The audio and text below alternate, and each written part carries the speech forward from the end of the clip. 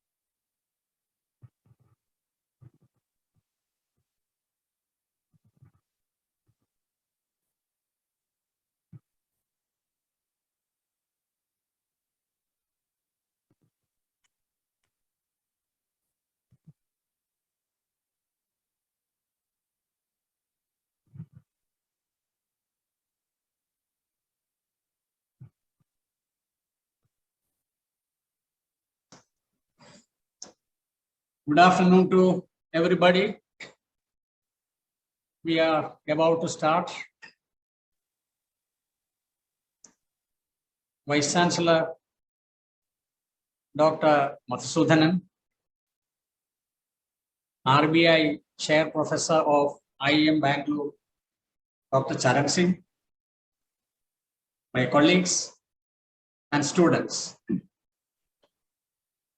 This is the first of a series of lectures we are planning this year.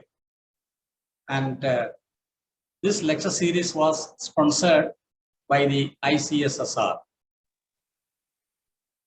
Our Vice Chancellor has kindly agreed to inaugurate this public lecture. I don't have to introduce the Vice Chancellor to the students. Since we were online till recently, many of you would not have got a chance to meet him. But last week, when he came here in order to inaugurate another seminar, all of you had seen him, and you know now how helpful and cooperative he is in all our academic endeavor. And I don't have to give a long introduction about him. Therefore, let me come to the business. I accord a very warm welcome to the Vice Chancellor, Dr. Madhusudanan. Then we have today with us Professor Charan Singh from IIM Bangalore. I also accord a very warm welcome to Professor Charan Singh. Now, let me invite the Vice Chancellor to give his inaugural address.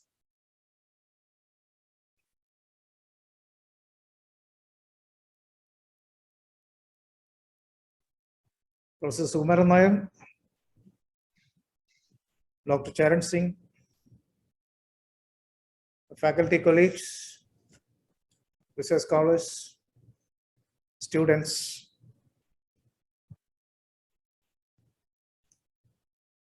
We are extremely happy to host this lecture series sponsored by ICSSR. The topic is very, very important at this point in time when we are celebrating 75th year of our independence. Over these years, since 47, we have achieved quite a lot.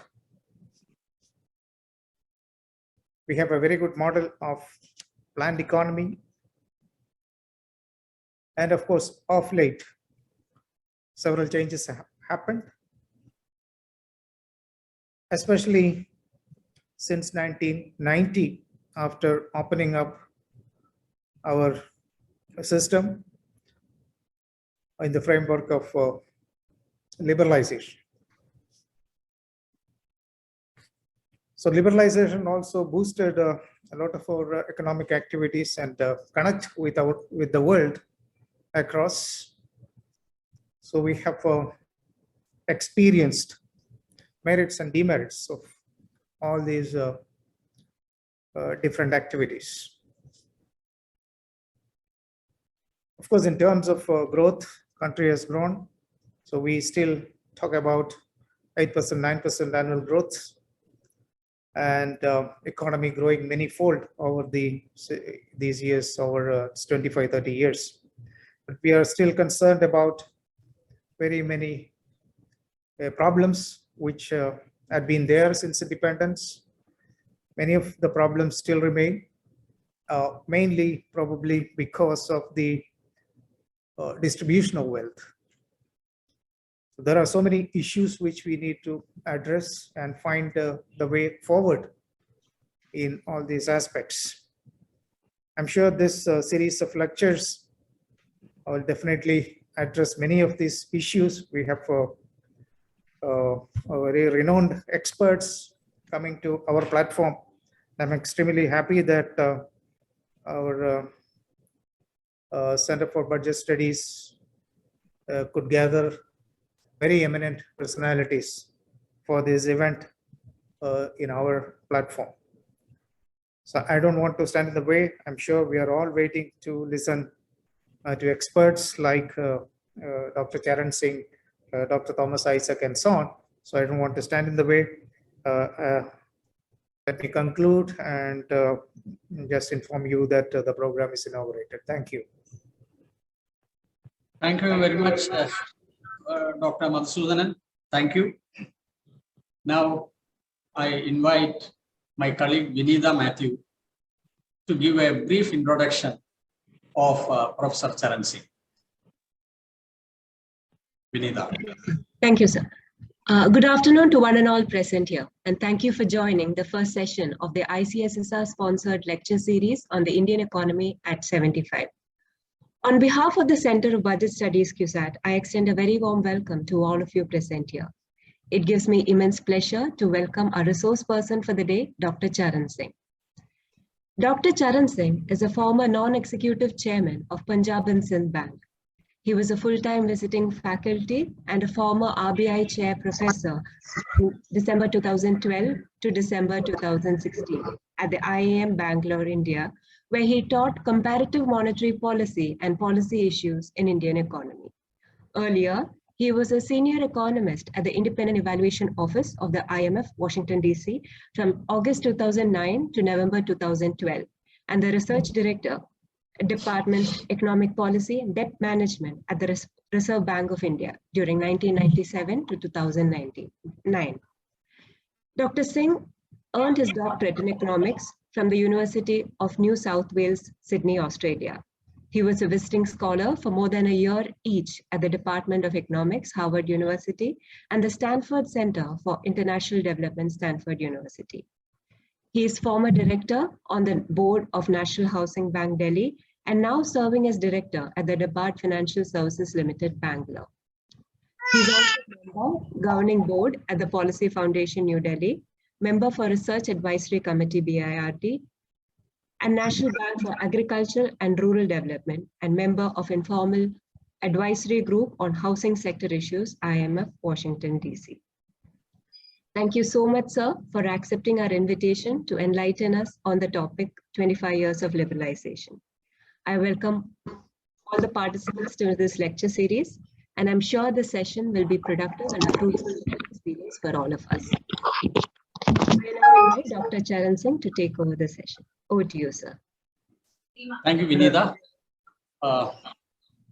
Without again wasting time, let me request Professor Charan Singh to deliver his address. Please, Professor Charan Singh. Thank you. Good afternoon, everybody. I hope I'm audible. You are. Yeah, thank you.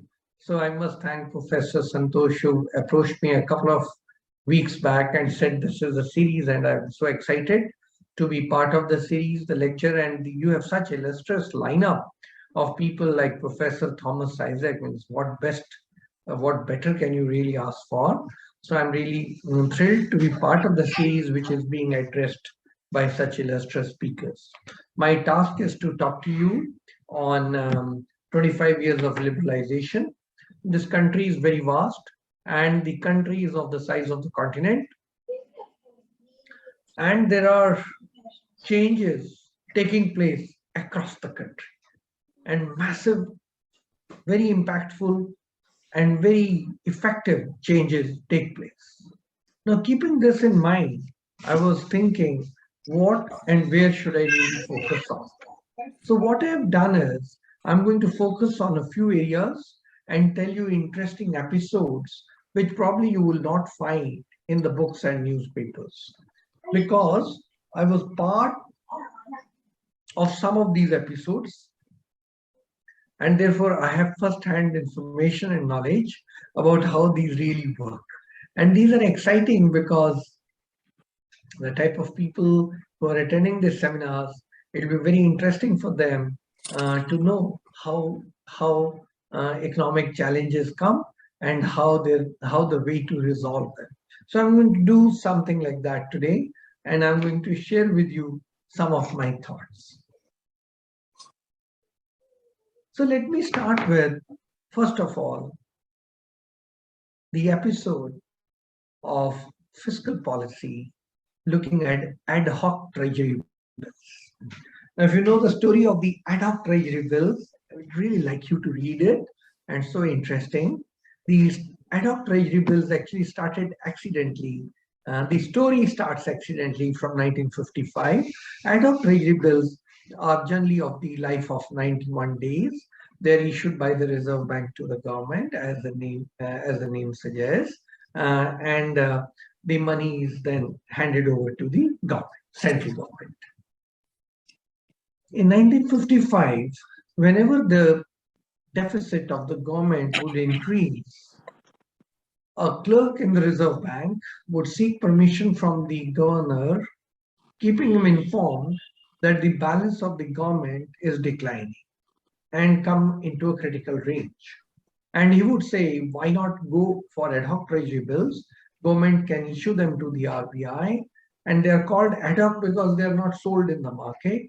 And the rate of interest is not through any auction system or market related. It is fixed, and it could be for a very short duration. It could be for 5 days, 7 days till the government balances recover, and then they are matured.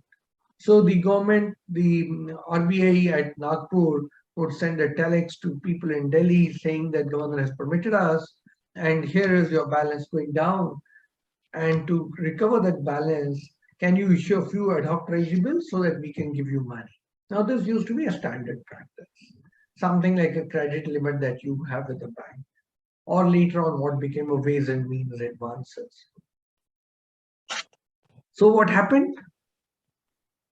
Soon, two people, one in Delhi and one in Nagpur, decided, both of us, sir, you are the government, I am the central bank of yours, and our accounts get audited.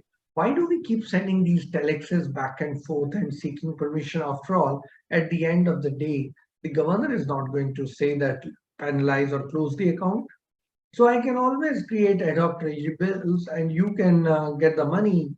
Why do we have to write to each other and keep the governor and the finance minister informed?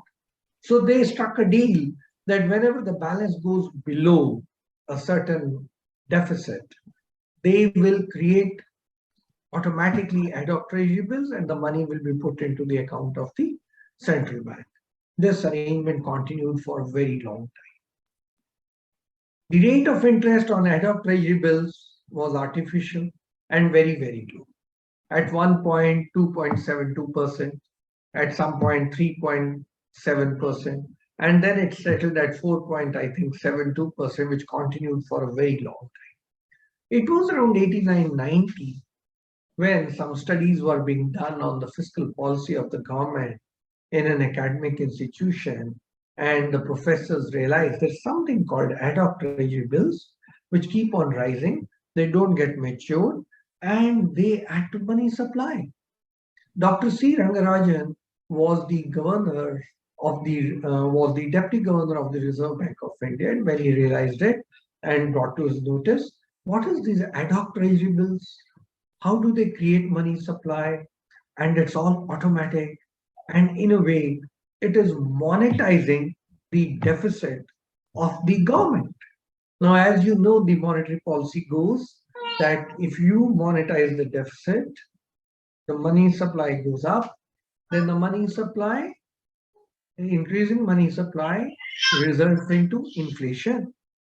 So therefore, the government swung into action, the Reserve Bank swung into action, and the first thing they did is they said we have to stop automatic monetization of deficit through ad hoc treasury bills.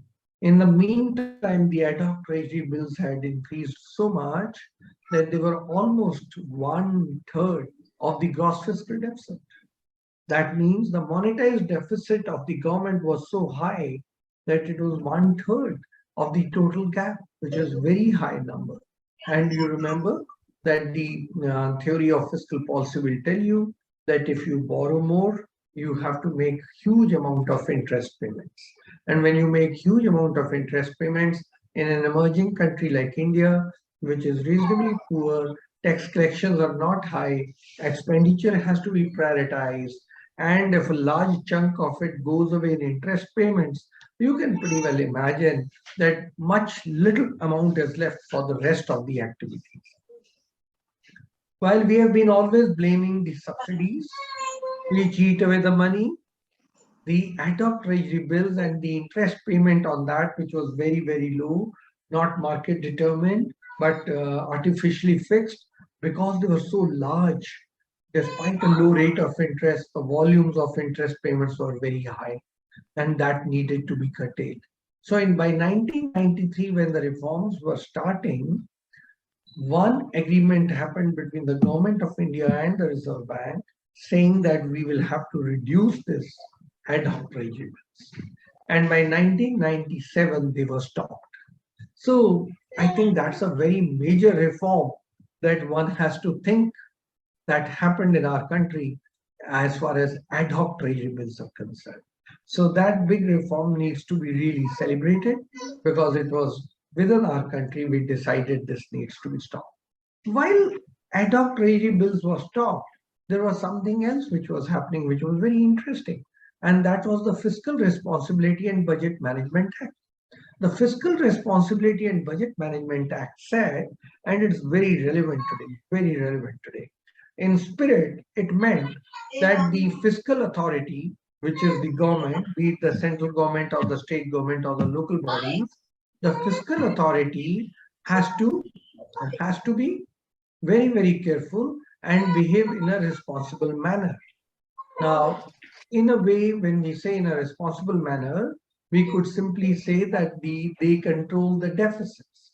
Now, as you know, there's a Maastricht Treaty, because of which the Euro countries came together. And according to the Maastricht Treaty, the rule is that the gross fiscal deficit should be less than 3% of GDP, and the debt should be less than 60% of GDP. So that's the broad rule of the Maastricht Treaty. Of course, the golden rule of fiscal public policy is that the revenue deficit should be there should be no revenue deficit. The revenue account should be either in surplus or at best a nil, but there should be no deficit on the revenue account. In any case, in our country, we have been running a revenue deficit since I think 78, and since 1980 we have had a severe gross fiscal deficit. And gross fiscal deficit has been rising for the center and the states, though the Maastricht Treaty says 3% of GDP. If you combine in our country center and state, it was never 3%. It always exceeded 3% of GDP. So to that extent, there was a need to bring in the Fiscal Responsibility and Budget Management Act. And that brought in, I think, lots of fiscal discipline. At least everybody started thinking in terms of the FRBM, and every time that their deficits would increase or exceed, they had to give an explanation. The government had to give a rationale as to why they have exceeded. And therefore, if you look up the Fiscal Responsibility and Budget Management Act, you will find that there is something like the midterm fiscal policy, a statement is issued, and explanations are given as to where the money is going and why the deficits are not under control. Now, I think that is one very important change that has happened in our country, in a way making people in authority, the elected government, making the elected government in accounting sense, to some extent, assigning some responsibility on their shoulder. They have to ensure that there is not fiscal profligacy. Now, this is, I think, something extremely important, which has not been understood in spirit, though in letter, they will write something and explain. If they had understood in spirit, I don't think freebies like free electricity, free water could have been given by any government or continue to be given even in modern times. In Punjab, as you know, free electricity to farmers, free water resulted in losses to the state exchequer as well as misuse of resources. And how did this misuse of resources finally reflect? The water would be available for cropping pattern, which focused from multiple crops to just two, now rice and wheat. And there's a minimum support price which is given for it.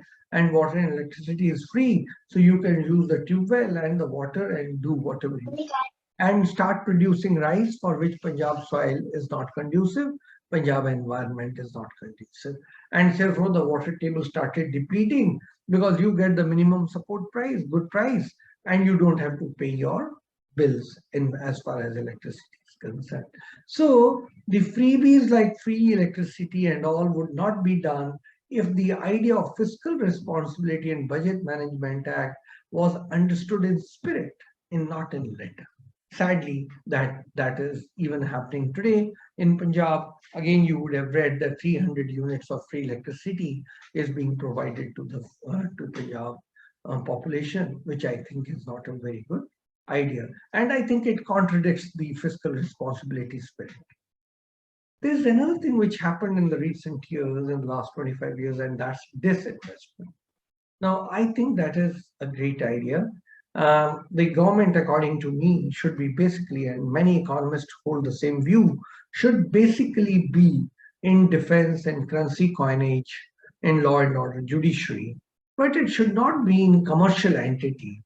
Why should commercial entities be in the hands of the government?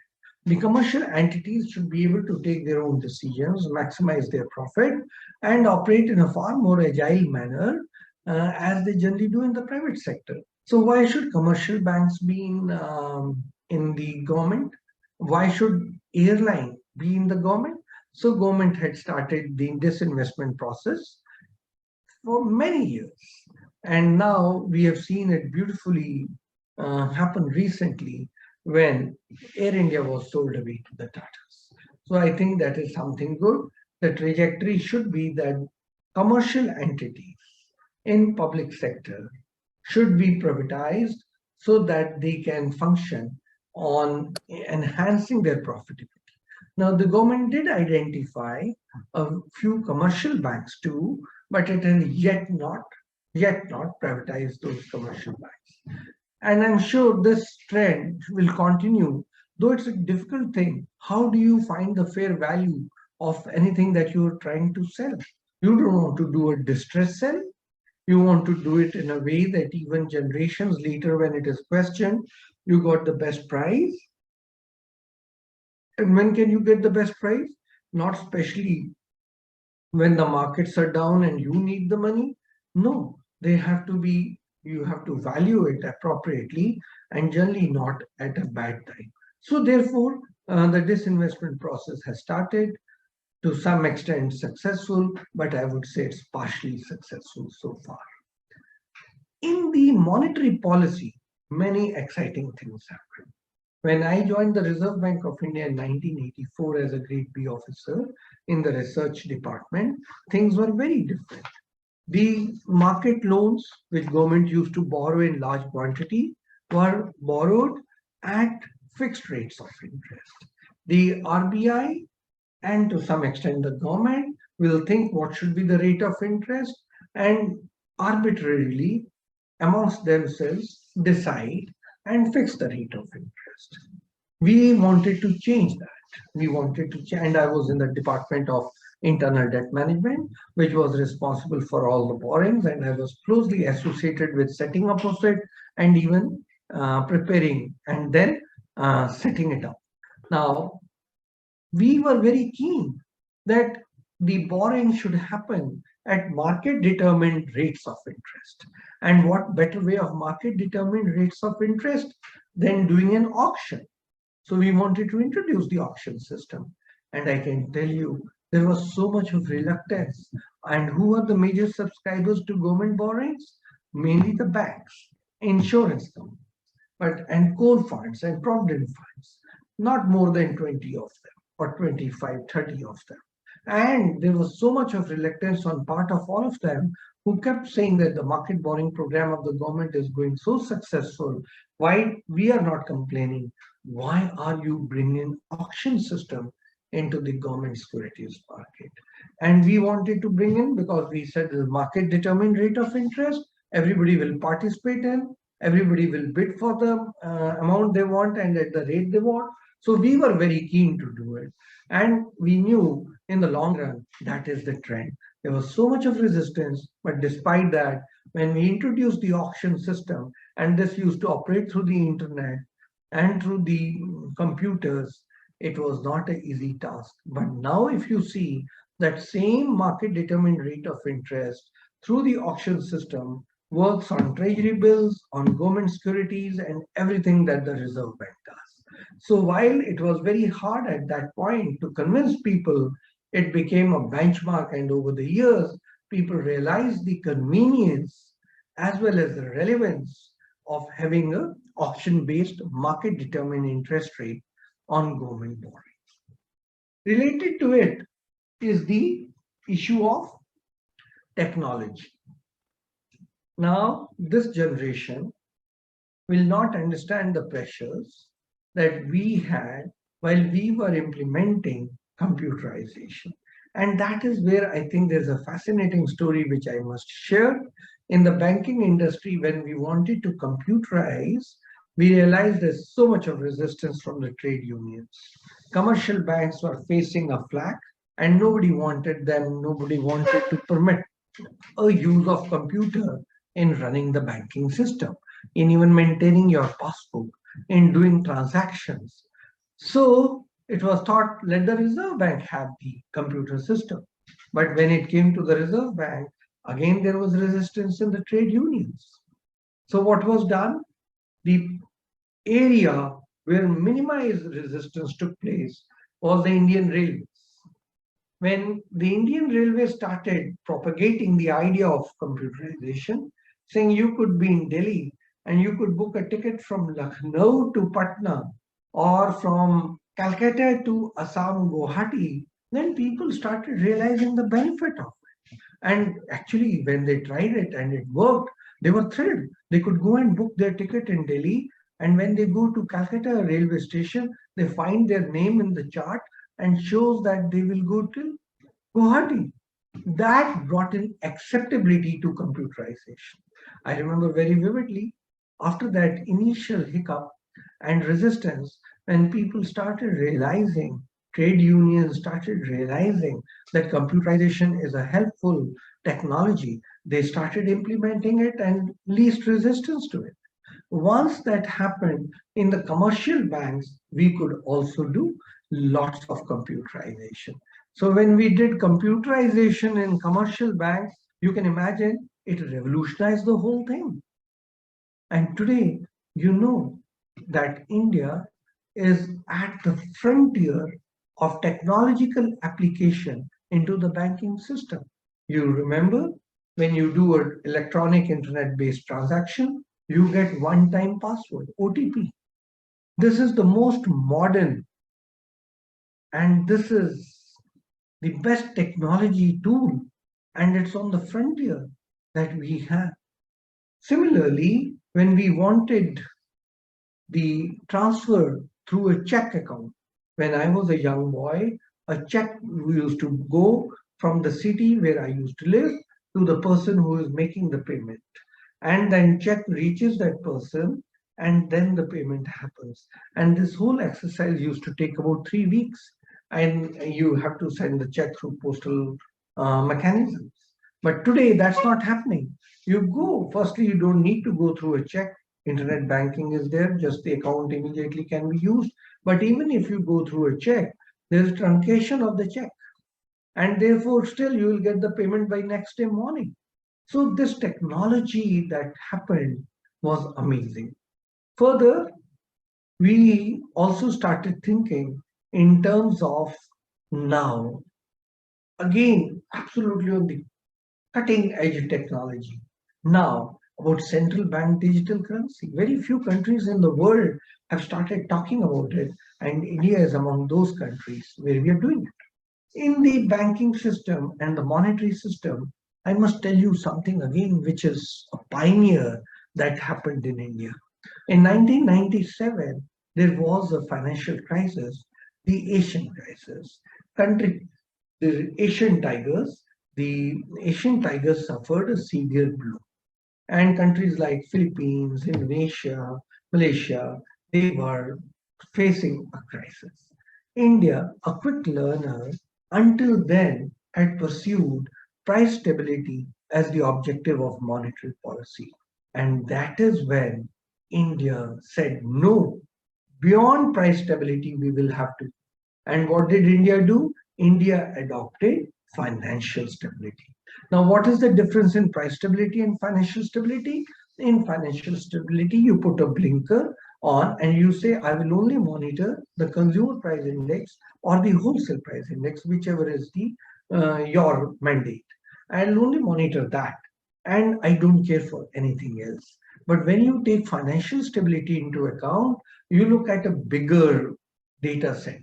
What do you look at? You look at the banking system, you look at the external sector, you look at the fiscal policy, you look at all these, and then you make sure that your decisions are conducive for the complete ecosystem. Keeping this in mind, in India, the governor at that point was Dr. Bimal Jalan, governor of the RBI. They minted something called the multiple indicator approach. Now, this multiple indicator approach took into account banking parameters, external sector parameters, financial parameters, and of course, inflation. And that multiple indicator approach saved the country and started making the country navigate in very safe zone. It saved the country, something which the rest of the world could not protect itself against, the Lehman Brothers. It saved the country from the 2008 global financial crisis.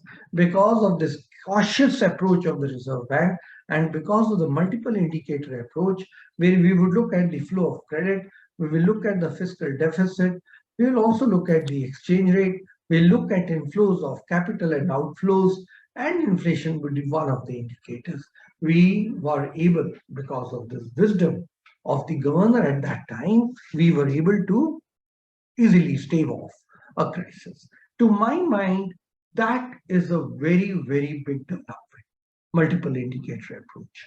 It is much later, in 2014, when the new governor took over, we then went for inflation targeting approach.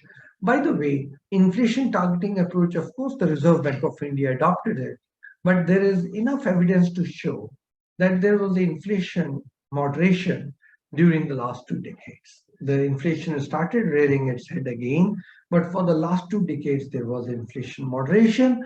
Countries which adopted inflation targeting or countries which had not adopted inflation targeting, their track record on inflation continued to be similar. So that is something which Indians have to keep in mind. I have argued repeatedly, given India's demographic trend, maybe inflation targeting is not meant for India. Similarly, America doesn't have inflation targeting. If some countries have inflation targeting and others don't, there's no harm in accepting that.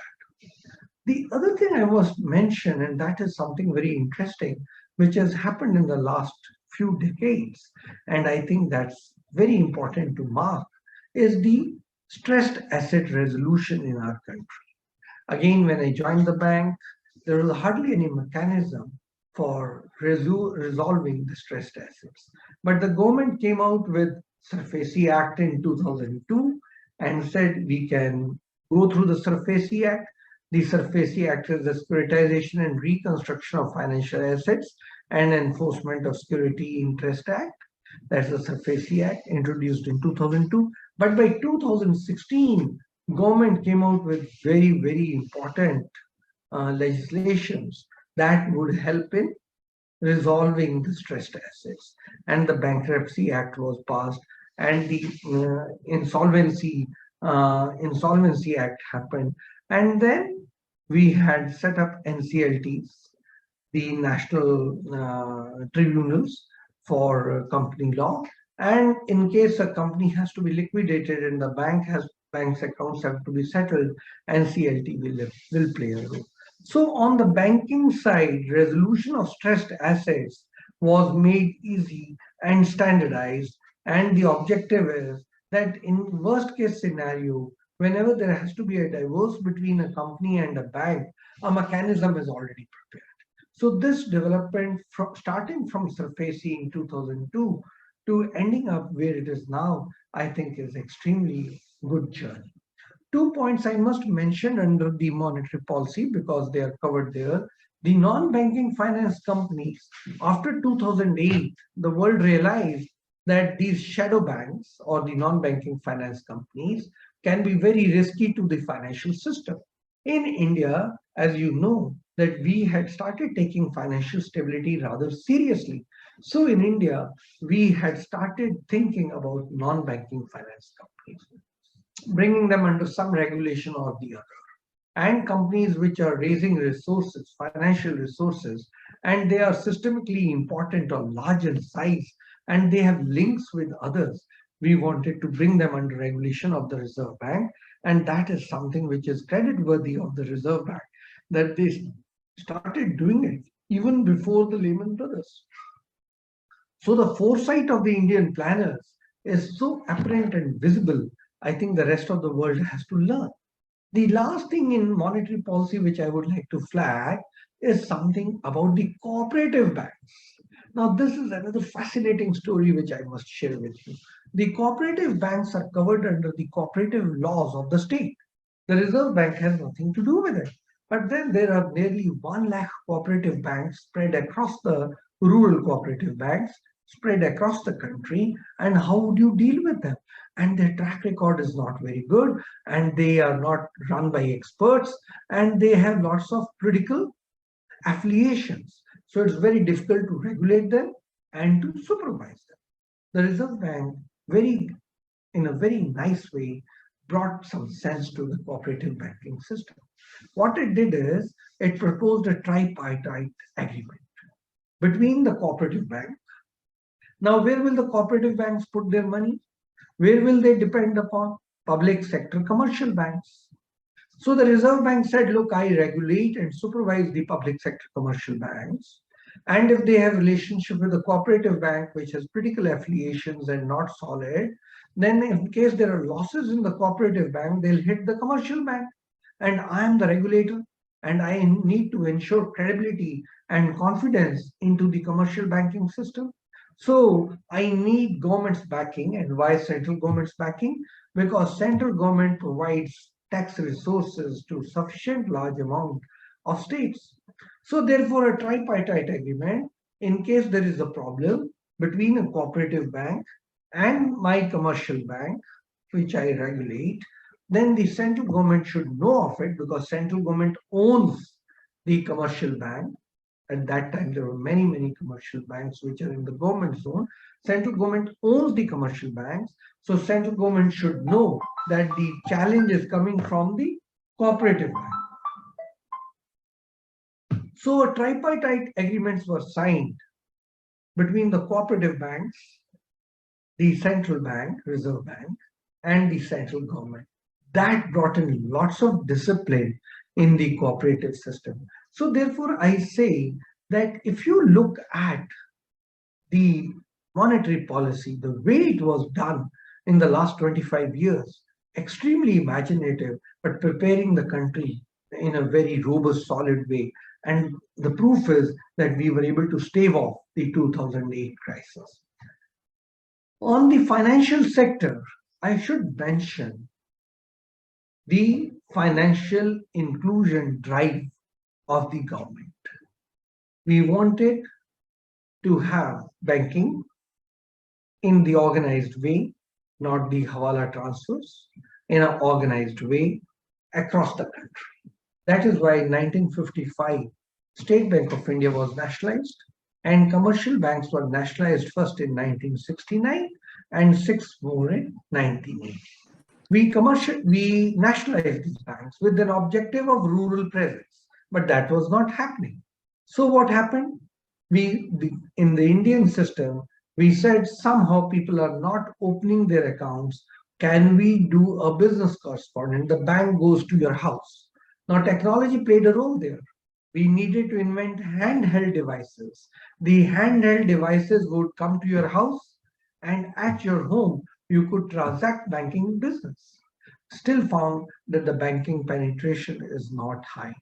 The government set up in 2008 under Dr. C. Rangarajan a study group to see how much is financial inclusion. And to our horror, we found half of the population does not have a bank account.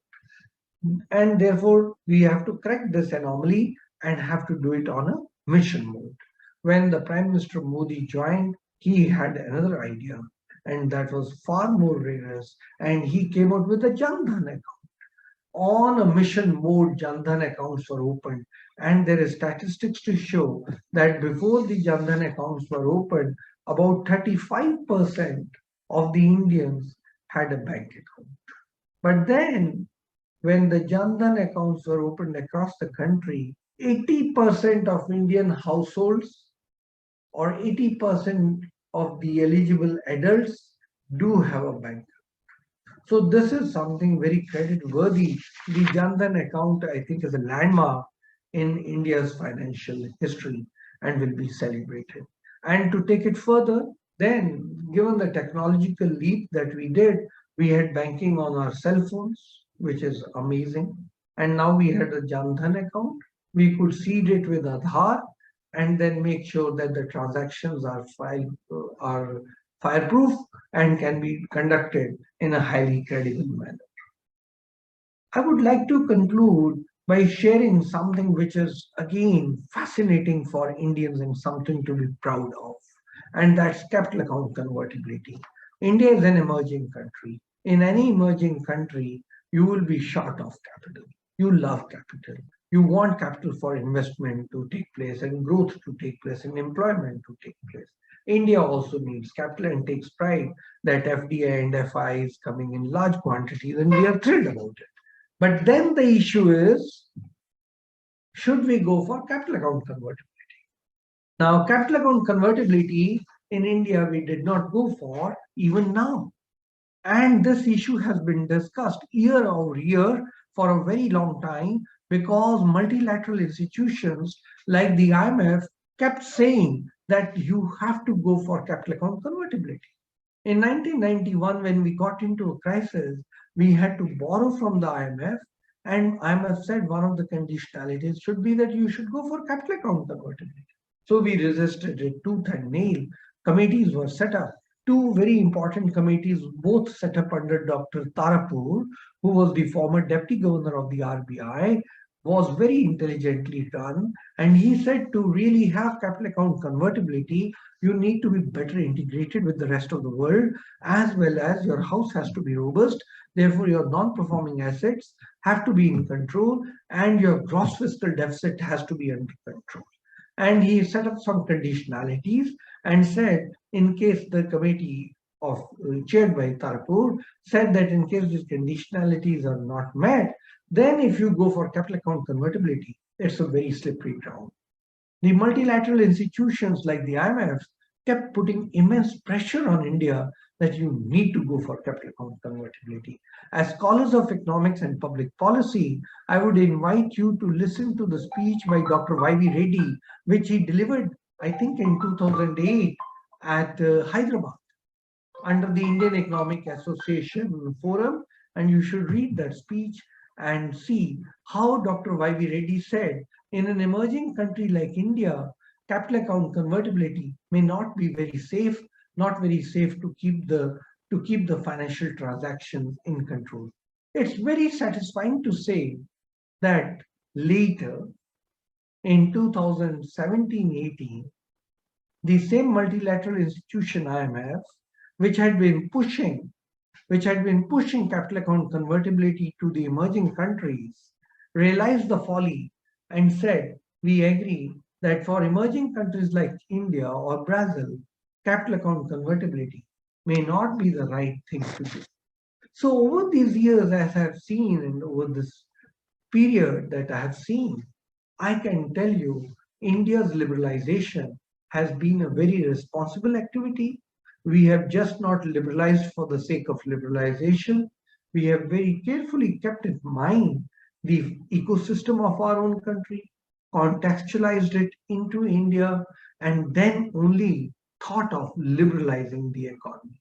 I'd like to close by sharing one episode with you, which I think is a very interesting episode.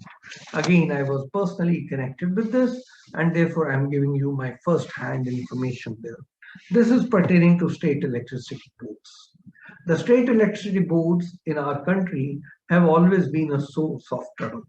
The reason being that firstly, the transmission that takes place between the supplier to the consumer, there is heavy leakages. And these leakages sometimes are to the tune of 20%. Global standard is less than 1%. So these leakages are basically, as you know, in India, state electricity boards and the consumer, the wires can be tapped and anything can happen. The politicians also sometimes give free electricity. The state electricity boards are not working very efficiently. They're working on coal. Sometimes there are challenges there also. In any case, the state electricity boards generally ran into losses. And because they ran into losses, the performance used to be dismal. Nobody had faith on them. Nobody wanted to give them money. Giving loan to state electricity boards was always considered a dangerous thing. How do you reform this segment? A proposal came in the Reserve Bank that the bad debts of the state electricity boards can be transferred to profit-making commercial banks. Each commercial bank can get a chunk of this bad loan, and the balance sheet of the state electricity boards can be cleaned up, and then they can apply for World Bank loan. The Reserve Bank put its foot down and kept saying, no, if we do this, the balance sheet of the commercial banks gets soiled, and you have simply transferred risk from state electricity boards to the balance sheet of commercial banks. While state electricity boards are regulated by the state governments, the Reserve Bank regulates the commercial banks, and therefore the Reserve Bank was very reluctant to not let it happen. The lesson to be learned is, it didn't happen.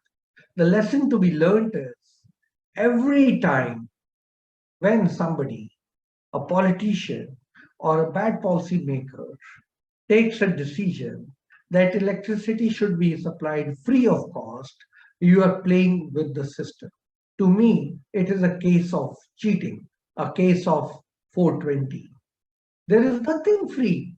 The government will have to tax the same person through an indirect way, or the family of the same person through an indirect way, to make for the money that's lost through free electricity. But when you announce free electricity, you announce a sense of indiscipline in the system. The electricity boards then know there's free electricity, and they can also get away with some leakages. And people also come to know that there is free electricity, and that sense of responsibility is not there. The state electricity boards, the units which produce electricity or which disseminate and supply electricity, indiscipline sets in there. And once indiscipline sets in there, the economy can never progress. So I think the recent episodes of providing free electricity needs to be looked at. It has a track record in our country, not a very healthy track record, but on one hand, in a country like ours, where there are progressive parties who are saying, let's go beyond the freebies and help make the economy grow stronger, to the parties which still believe in fiscal populism, which can take the country down and deeper.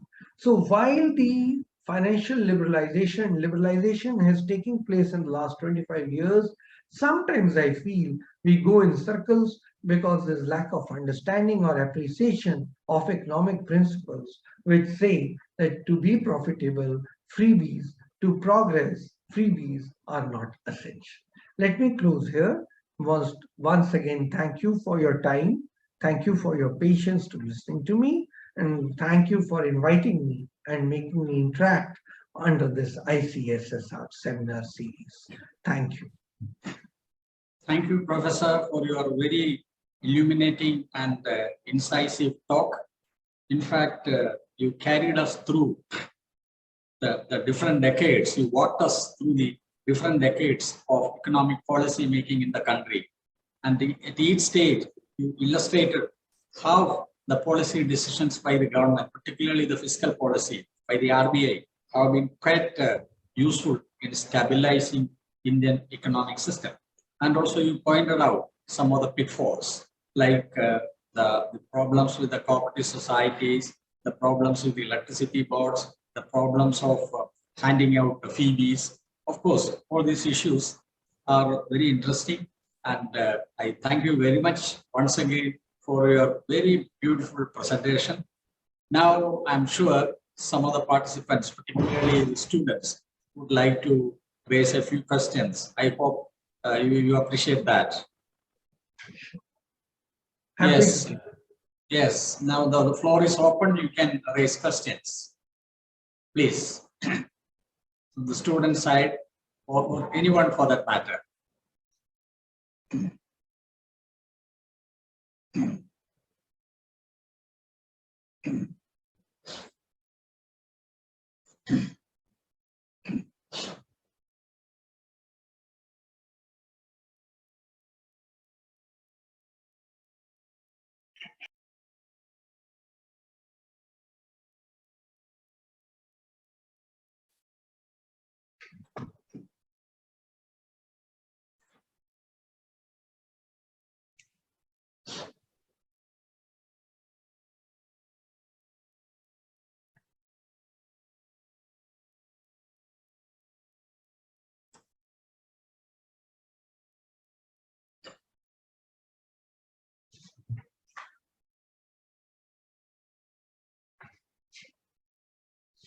In case there are no questions, I can give you one other example. The questions are coming, yeah, please. They're coming? Okay, sure. I'm happy to take questions. Sir, my name is Dr.Thomas. Sir, am I audible? Yes. Sir, how the problem to find fair value of PSU is solved?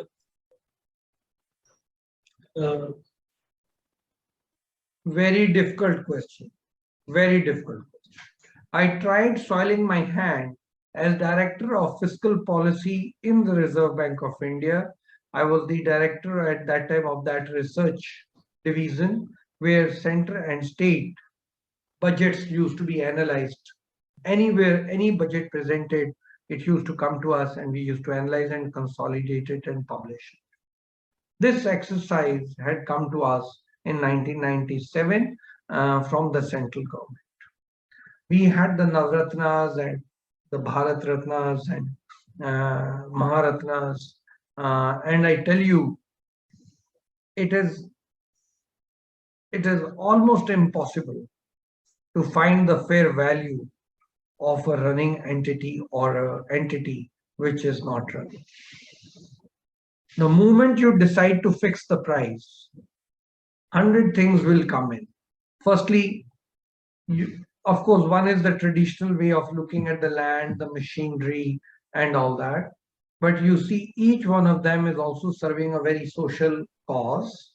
The salary structure of the employees, the land which has been given to it at such subsidized rates, the machinery which could be probably obsolete, but is producing, the capacity utilization on which the machine has been working.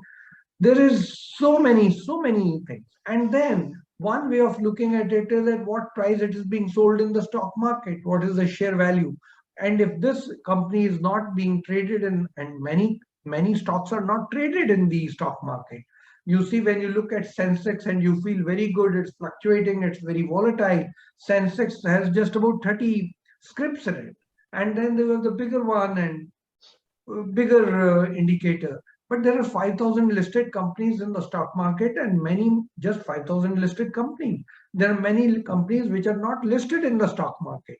But then you can say, I can look at a comparable company with a comparable life, with a comparable profitability in the same trade or same area, say steel, and then try to fix the price.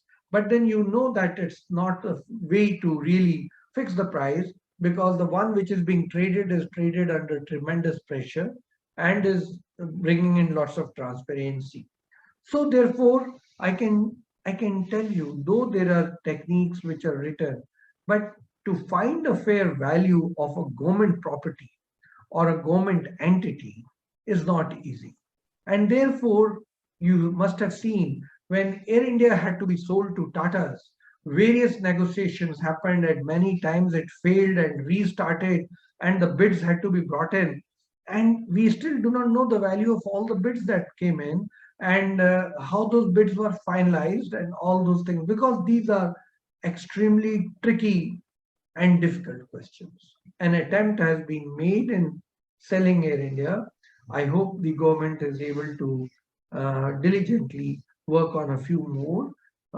In principle, of course, when Air India was sold and there was a hue and cry, some said it's a fair value, some said it is a steal for Tatas. But because it is so difficult and so challenging, you really can't give a judgment like this. And looking back, sometimes you feel, when you look back at the various decisions that have been taken by the government on different occasions, you feel, yes, this could have been a little better, or this could have been sold little less, but then it's a challenge. Okay, sir. Thank you, sir. Any other question?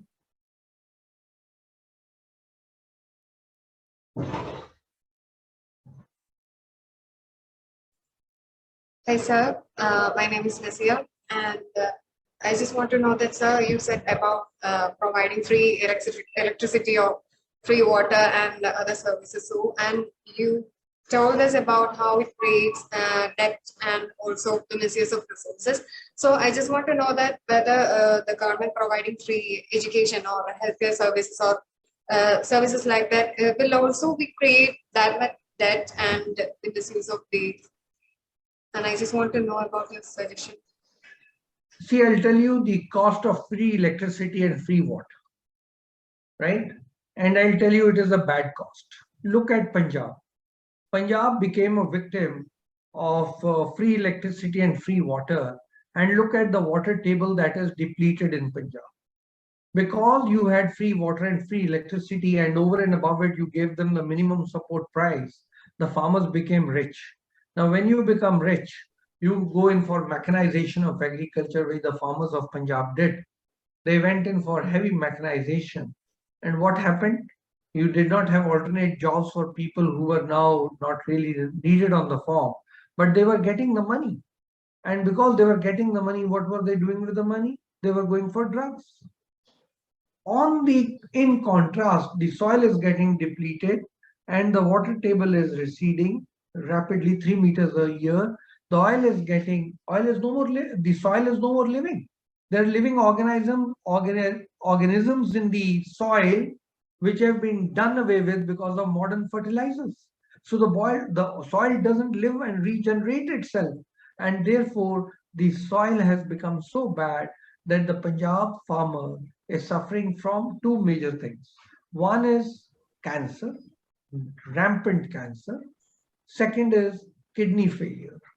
Because of the artificial fertilizers, not natural fertilizers, and for other reasons, the Punjab farmer has suffered the most within 25 years of Green Revolution. Today, if you look, Punjab, I think, is the cancer capital of India, as well as kidney problems. So therefore, the free water, free air, free water, free electricity policy has to be thought through. Over and above the fact that this is not good politics, that if you give this, then others can provide more things, and you have populist fiscal policy, which can lead you in trouble. It is not even empirically showing that free water, free electricity made life easy for a Punjab farmer. It led the Punjab farmer in trouble. The soil has got into trouble. I must tell you, you're all young adults, but the milk of the mother has pesticide in Punjab. And there are studies which show that the semen of the father has pesticides in Punjab. If this is how you go and exploit the nature, this is what the nature gives you back.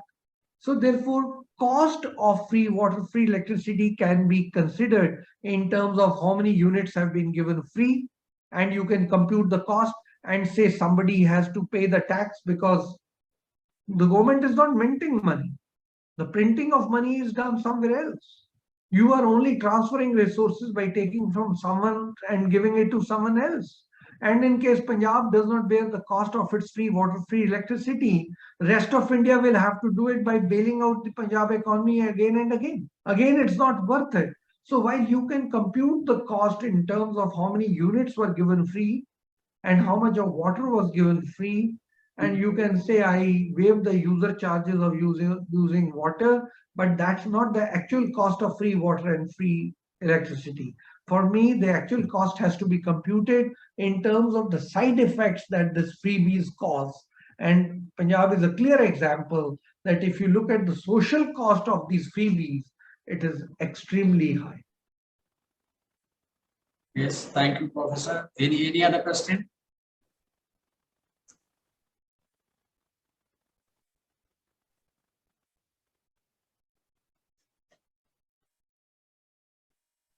Hello, sir. Sir, my name is Manu. And my question is, the reason that there were many disinvestment actions in recent times by central government. So there were many controversy also related to that these decentralized these investment activities. So how can we make people know about this difference between disinvestment and selling institutions? Since I heard that there were many controversial situations among the people related to the disinvestment of certain public sector undertakings like BPCL, LICs, etc. So how can we make the people know the difference between disinvestment and selling an institution? See, to my mind, I'm very clear that the government, and I think this is where the government should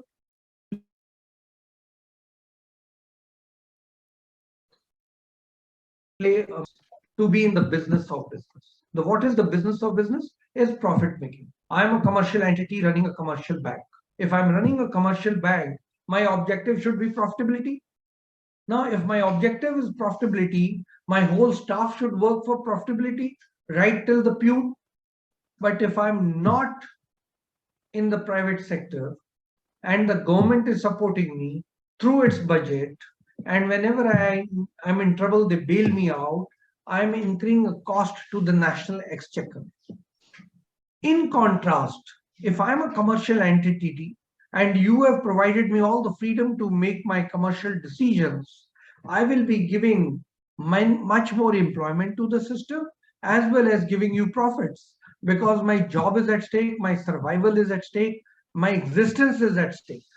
So therefore, I think the government needs to do more in promoting and telling the world that, look, what I'm trying to do is, firstly, I'll ask you a simple question, and I think the government should ask the people, where was the need to nationalize the banks? When they were nationalized in 1969 and 1980 with the objective of taking banking into rural areas, the fact of the matter is, in 2011,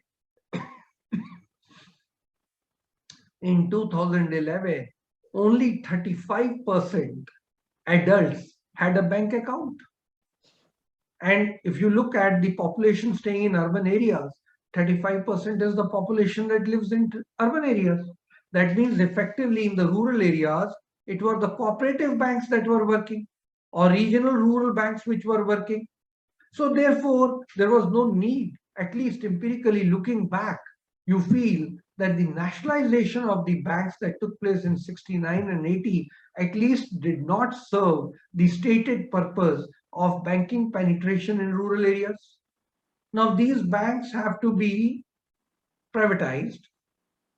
I see no reason why there should be hue and cry and objection to it.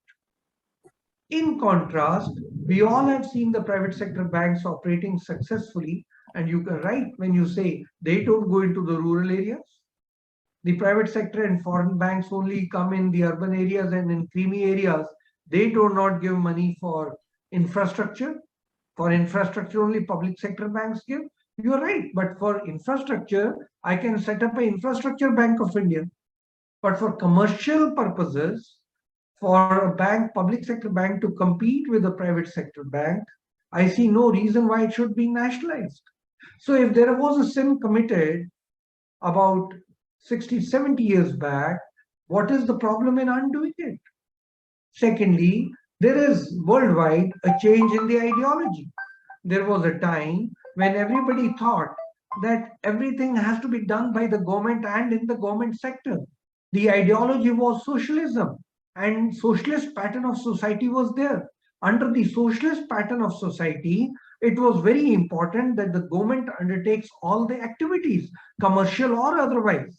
That is why steel plants were set up, fertilizer units were set up.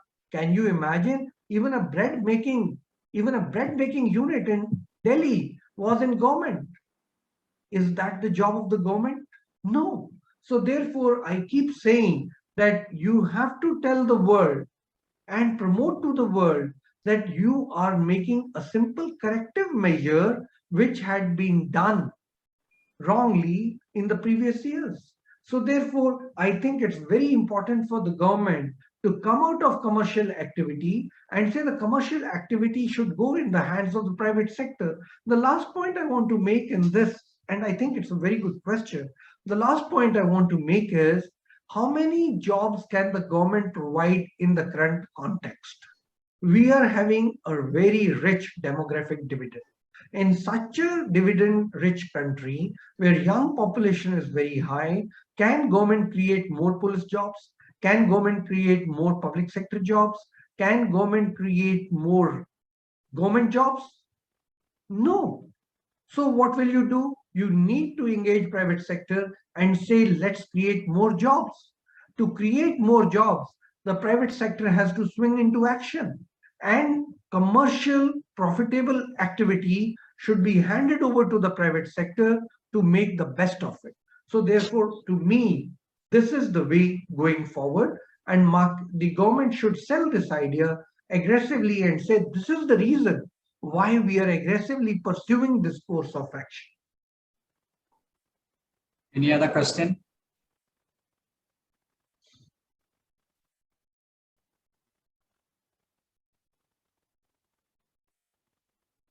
Yes.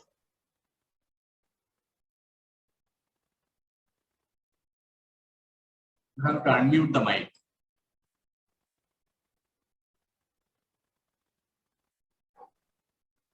We can't hear you. You have to unmute the mic. Okay. Hi, audible. I am Nanda. My question is, according to the recommendation of Urjit Patel committee in 2014, why they suggest RBI to abandon multiple indicator approach? Sorry, can you please say the question again? In the committee, according to the recommendation of Urjit Patel committee in 2014, why they suggest RBI to abandon multiple indicator approach?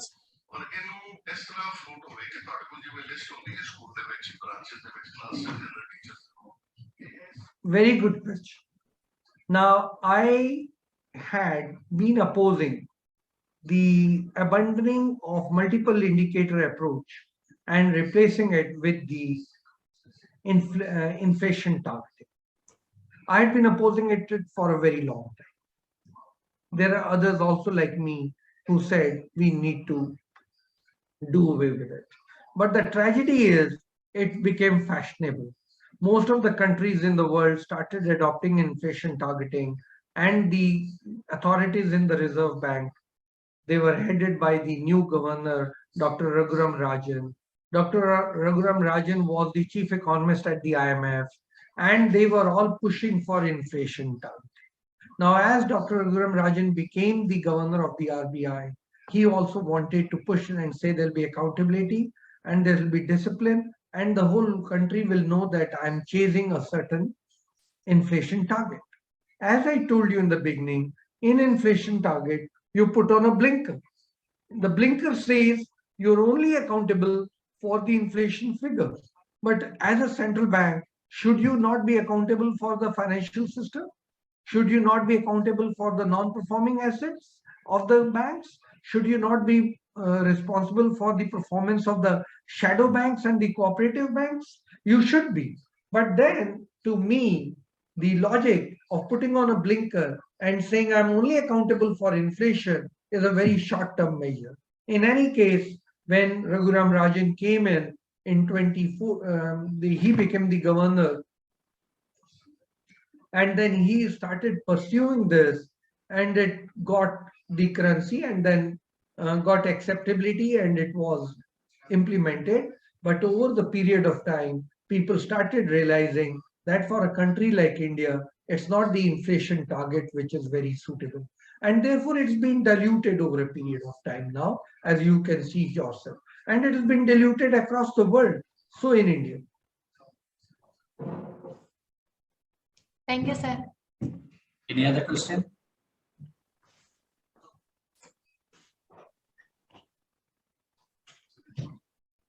So my name is Kavita. My question is, do you think that the liberalization and privatization process, especially the disinvestment in India, is an efficient track considering the positive and the negative impacts on the Indian economy? Yes. So I'm not saying that there are no ills in the private sector. I'm not saying that. I'm not saying that there are no good things in the public sector. No, there are good things in the public sector. There are bad things in the public sector. There are good things in the private sector. There are bad things in the private sector. So I understand that.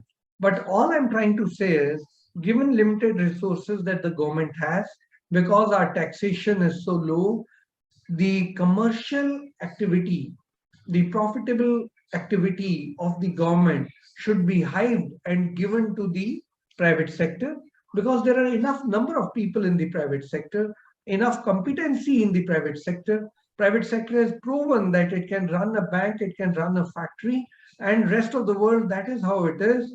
So therefore, why should the government, whose main purpose should be governance, should be in running bread factories and factories and banks? Why should the government be in that? The government should focus on governance and make the environment conducive for the private sector to flourish.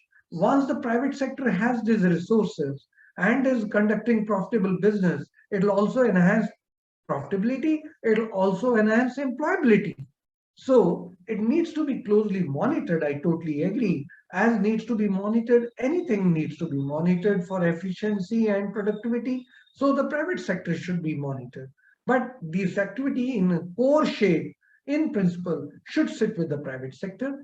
And the ills of the private sector can be taken care, as you know, in the Western civilization, especially in America after Lehman Brothers, the pitfalls in the private sector became so apparent. Knowing the pitfalls, one can always take corrective measures. But in principle, these activities belong to the private sector and should be allowed to operate in the private sector. Thank you, sir. Any other question? Anyone else? Hi, sir. I am Kirti. I want to ask you, should one expect higher higher growth rate after financial liberalization? Also, I want to know, is it wise to evaluate the financial liberalization program based on its effect on the growth of GDP, savings, and investment?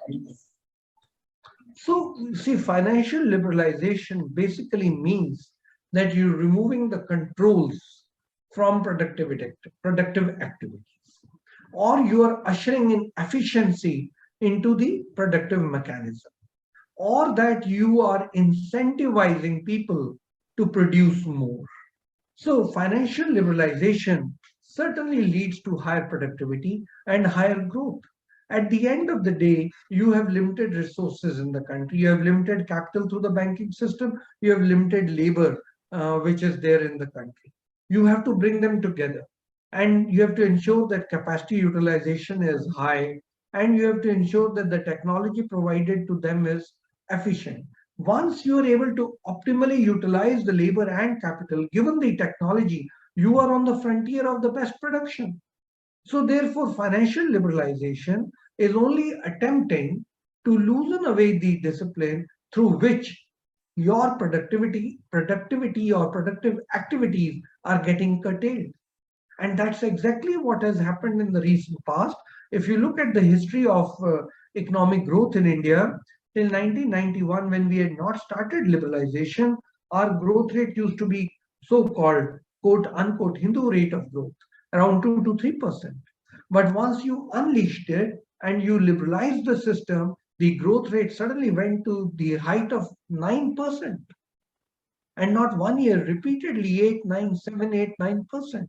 Even today, if you look, our aim is to grow around 7 to 9%. So therefore, certainly it did. And if you look at the savings behavior and the investment function, because they are all related to interest rate and interest rates are market determined, you find the savings go up. And if it's market determined interest rate, you find investments go up. At one point of time, our savings and investment were above 35%. And the proof is, look at how the foreign direct investment comes to India. Well, it's a very productive country. And as we liberalized, you find that the increase in foreign direct investment and the way our stock markets are absorbing capital is increasing. So the proof is so obvious and apparent that financial liberalization not only unleashes growth, it also yields higher growth. Thanks. Okay, any other question?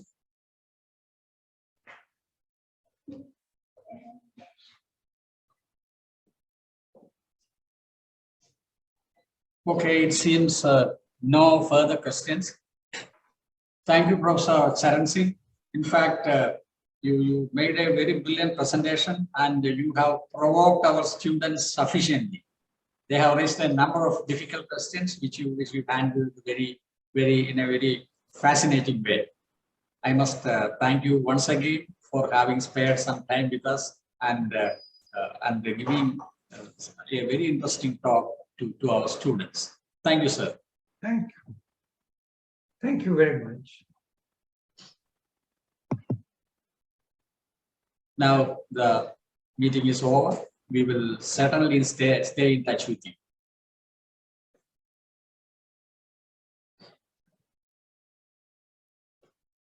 Now tea is ready and you can have a tea break for 10 to 15 minutes. Then we will start the next session by Professor Thomas Assert.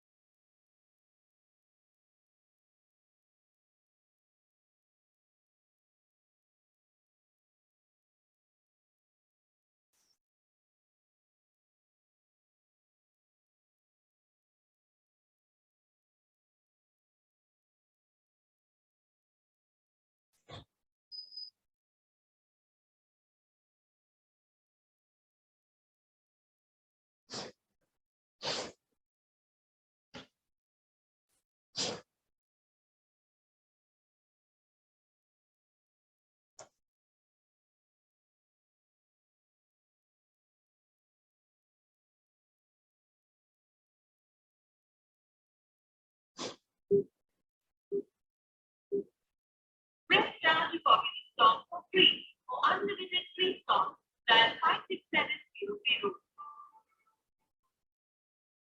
Indian Center, connecting.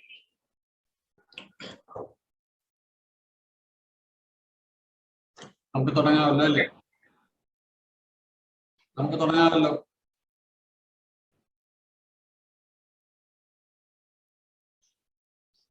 Mic മ്യൂട്ടാണോ? Yes, I'm ready. Oh, okay.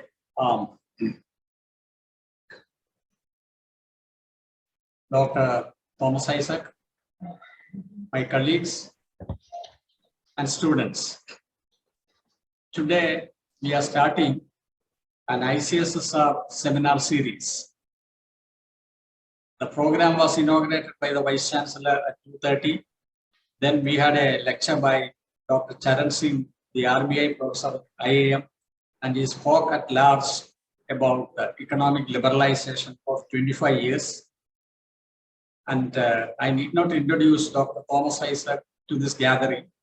You all know him as one of the best finance ministers Kerala ever had.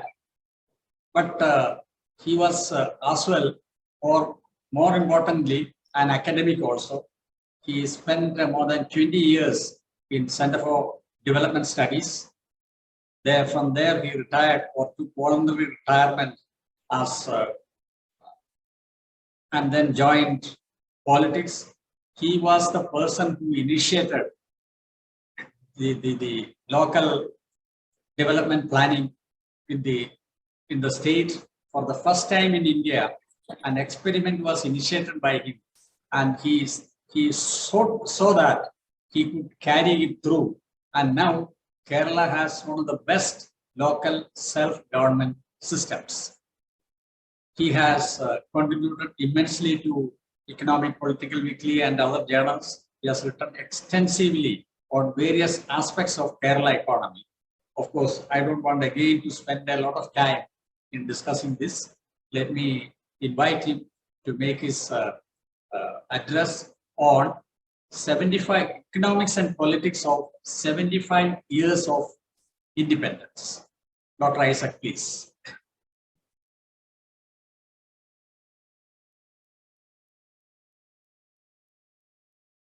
Your mic is again mute. Yeah. What's the language? English or Malayalam? English. English, okay, good. Yeah. Dr. Nair, Dr. Arunajalam, and the members of the faculty and students. I shall make a brief presentation, say around less than 45 minutes. Then you are welcome to ask any question or comment, raise any comment on my presentation. Now, we are going to take an overview of what happened in the political economy of India with some reference to politics. I'm not going to details of the political evolution of India. Let's start from the colonial period. Before the colonial powers arrived in India, 1700, according to Agnes Madison, India accounted for 25% of the global production. By the time we attained independence, our share in the global production had declined to 5%. If you take overall growth of the economy, it was around 1% per annum, lower than the population growth. Net result is the people's standard of living declined throughout the entire colonial period. And this was the background of the national movement. And we succeeded in removing the government, changing the government, and India became independent. Now, what happened in the first 2 decades after, or say, 200 decades of post-independence period? up to the end of 60s, early 70s. The rate of growth of the economy increased by from 1% to 3.5, 3.6%. How did this jump? This was a very dramatic increase, improvement in the GDP growth. How did it happen?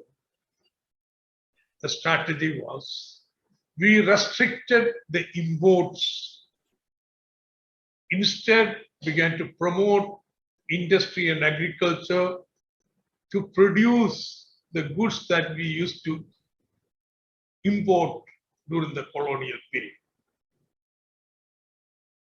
Now, the leadership of this increase in production was in the hands of landlords in the agricultural sector and business houses in the industry. But everybody realized this was not colonial period. The British could say plunder India and the third world and mobilize resources for investment. India couldn't do that.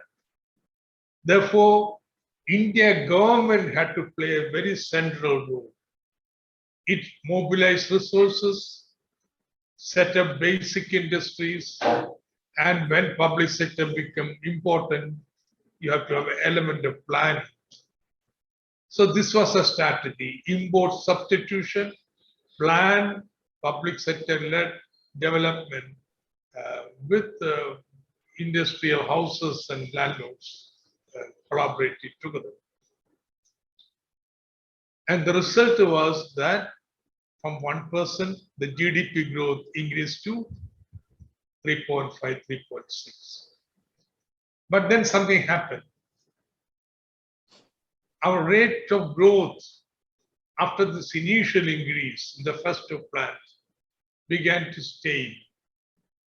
It could not be accelerated. The reason was very simple. The domestic economy, if you are following an import substitution strategy, then you are dependent upon the domestic market. Domestic market has to expand. Now, the domestic market did not expand to required space for the simple reason that India failed to carry out agrarian reforms.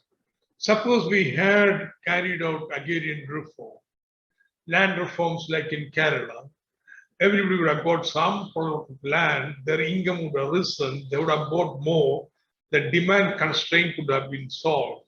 But we didn't do it, and therefore the market remained constrained.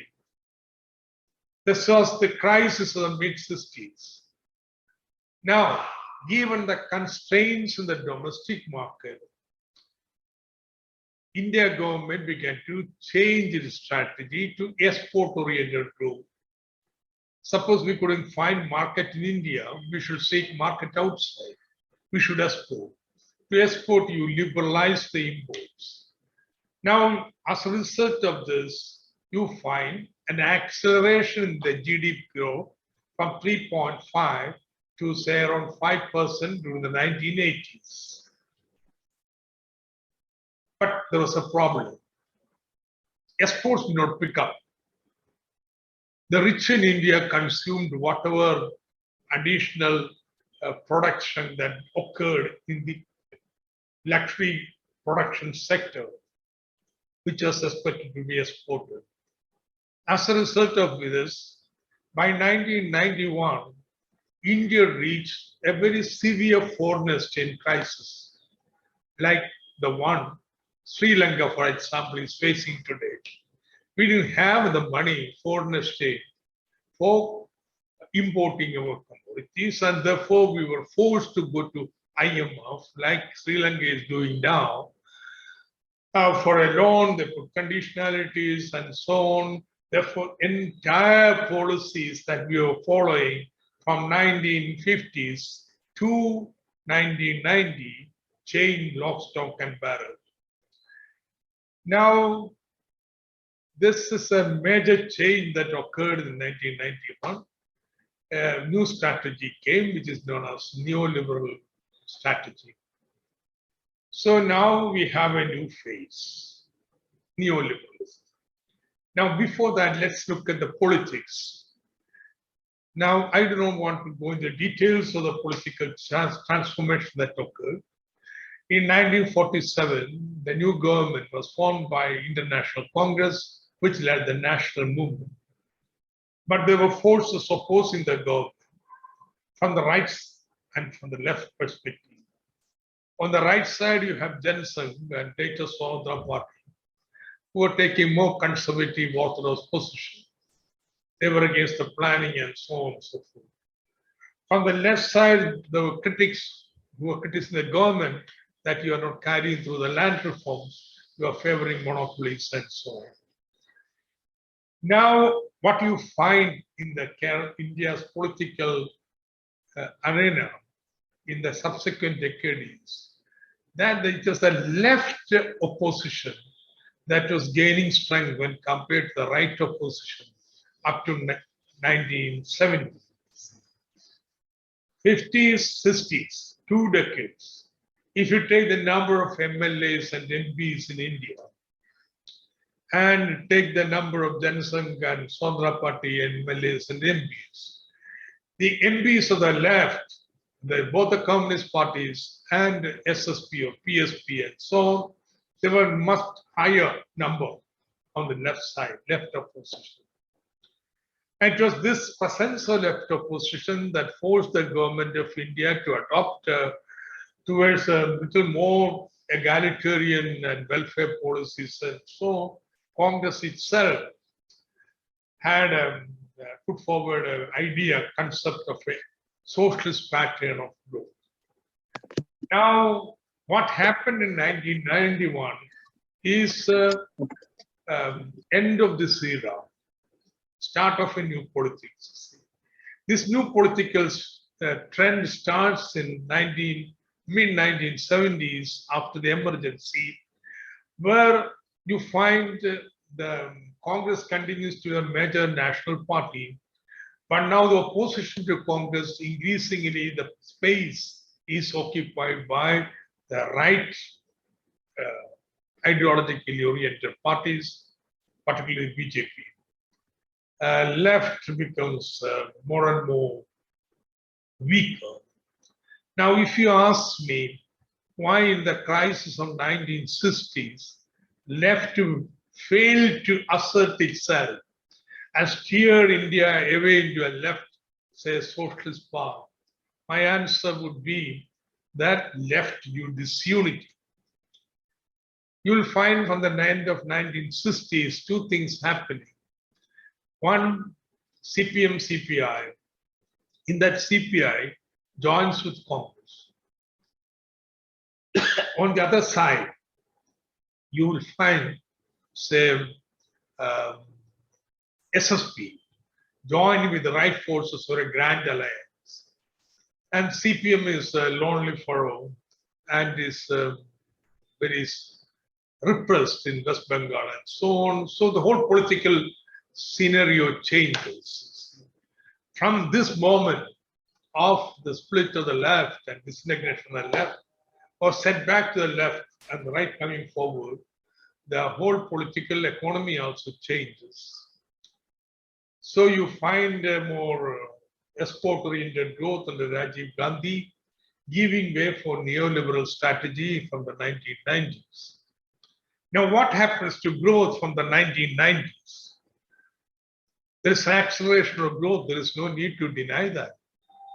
If you take the average growth in the last 3 decades before COVID, don't add COVID, the rate of growth increases to 7%. So this is the upbeat mood of neoliberalism, that there has been a big acceleration of the growth. But remember, colonial period growth rate was 1%. It sharply rises to 3.5 in the next 2 decades. Then from 3.5 to 5% in the 1980s, and then to 7% plus during the neoliberal period. So this is acceleration is not something that took place in 1991. India's growth story is much longer history. But for this 7% growth, you look at the distribution, then you will find what neoliberal growth is about. To start with, how much of the growth ordinary people get is crucially dependent upon how much employment is created. And I tell you, during the 1980s, the employment creation in India was 2.02%, 2% per annum, slightly better than the population grew. So unemployment was declining.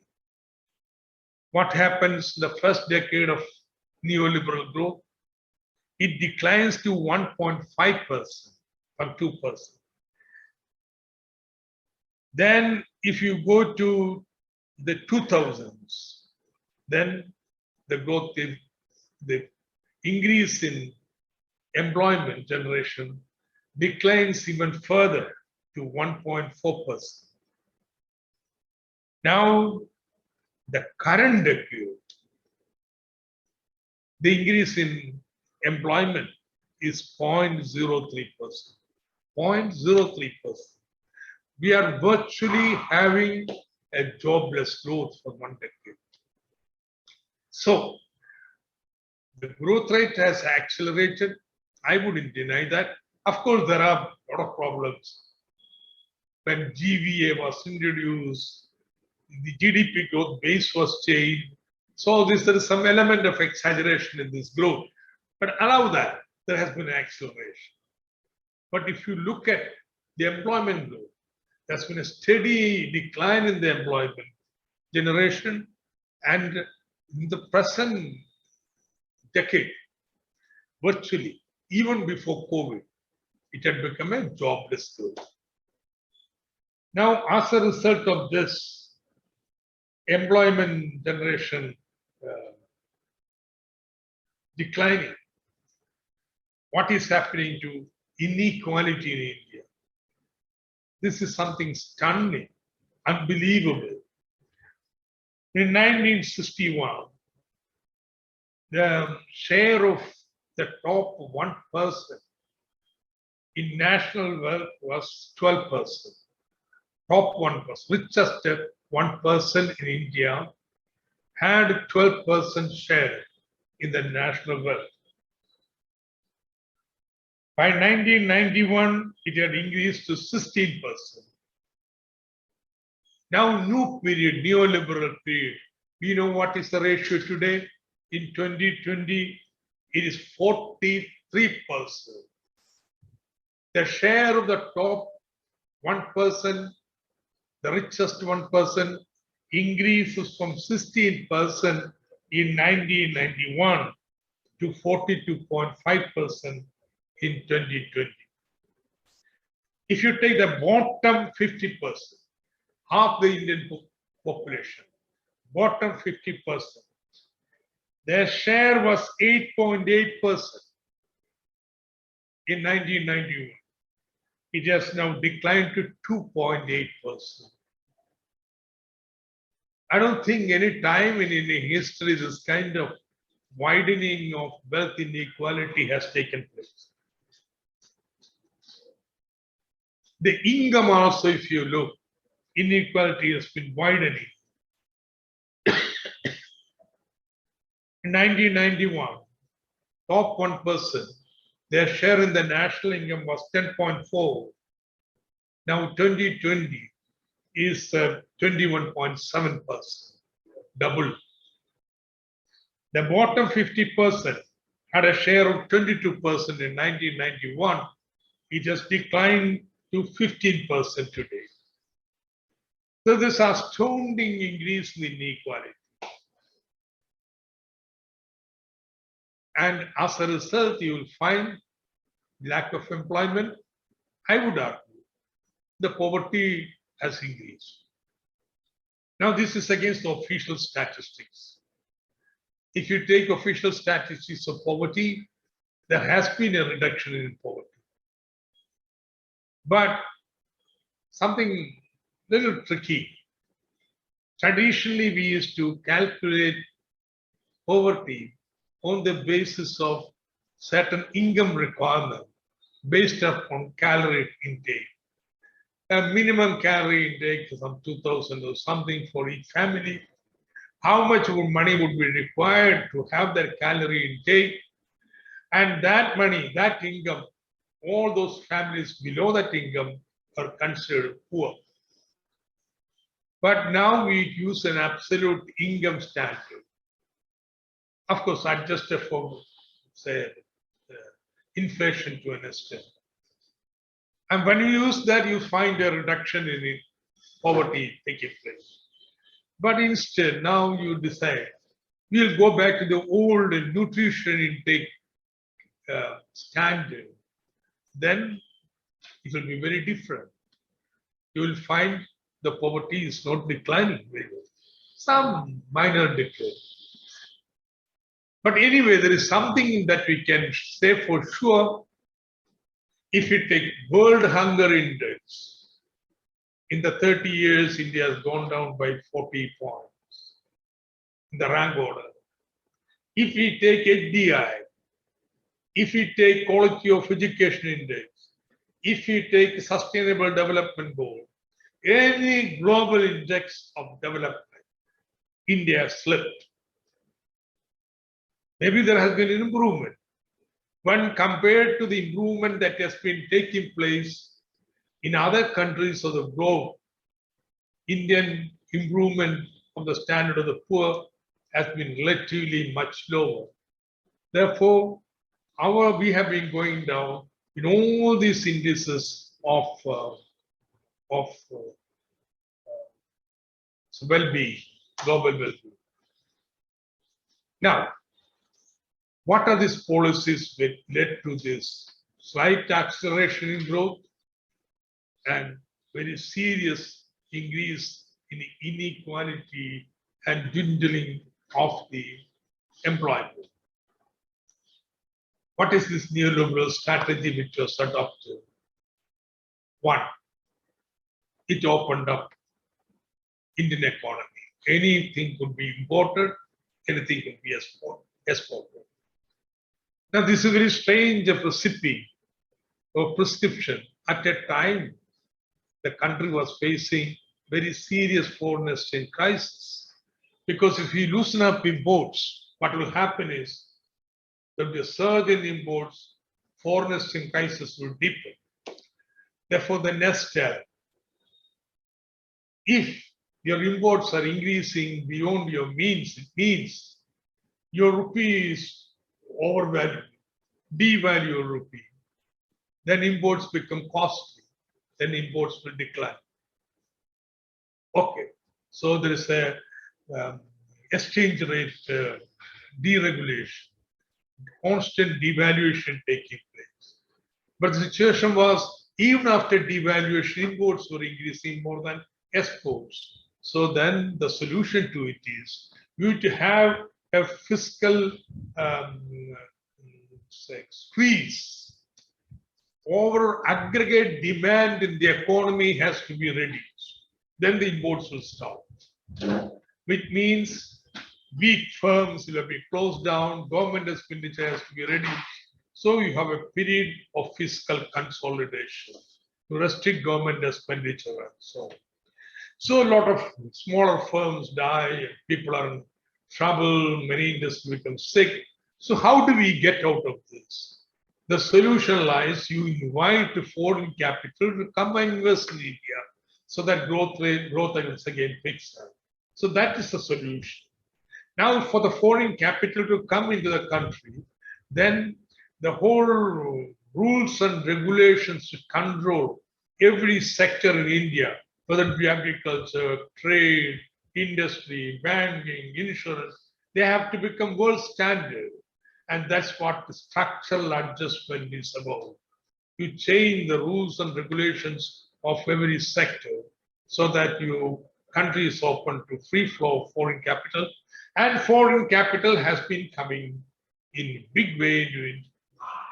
In fact, in 1991, when the reform started, you were in serious foreign exchange crisis. Now India has the fourth largest foreign exchange reserve in the world.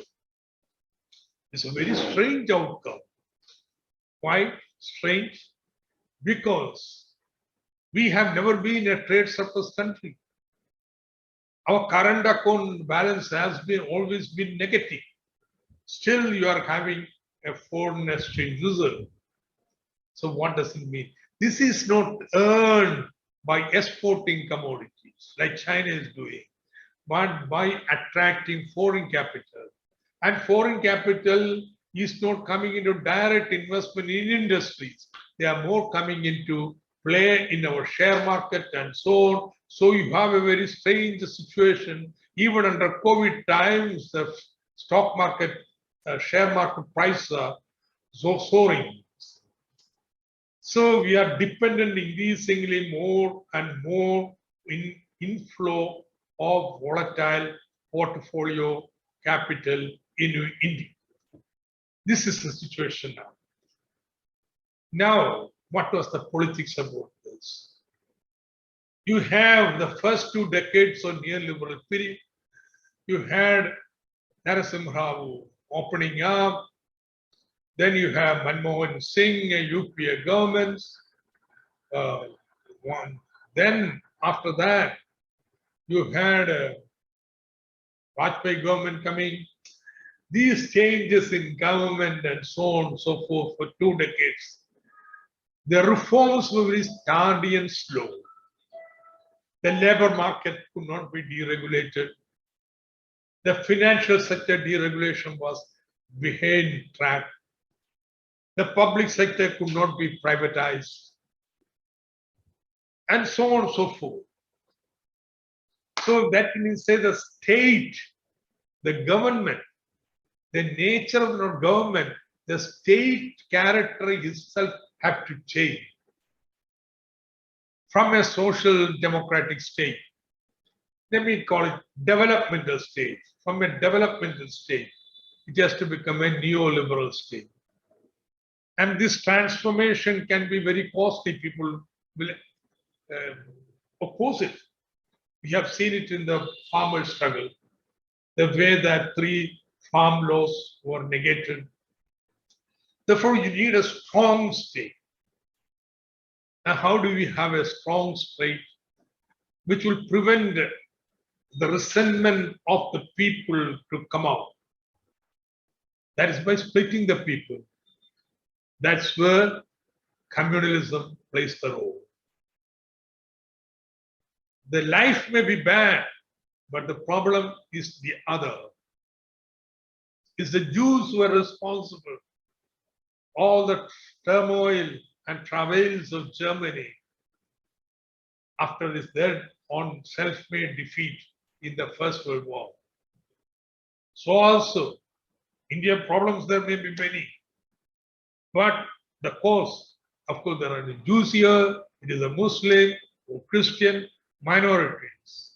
So you have a kind of communal semi-fascist mobilization of population, a government based upon this mobilization, a government then which is ruthless in its implementation of reforms. Say, privatization. Look at the labor laws, which trade union accepts it, but is going to be implemented. For each of these changes that are taking place.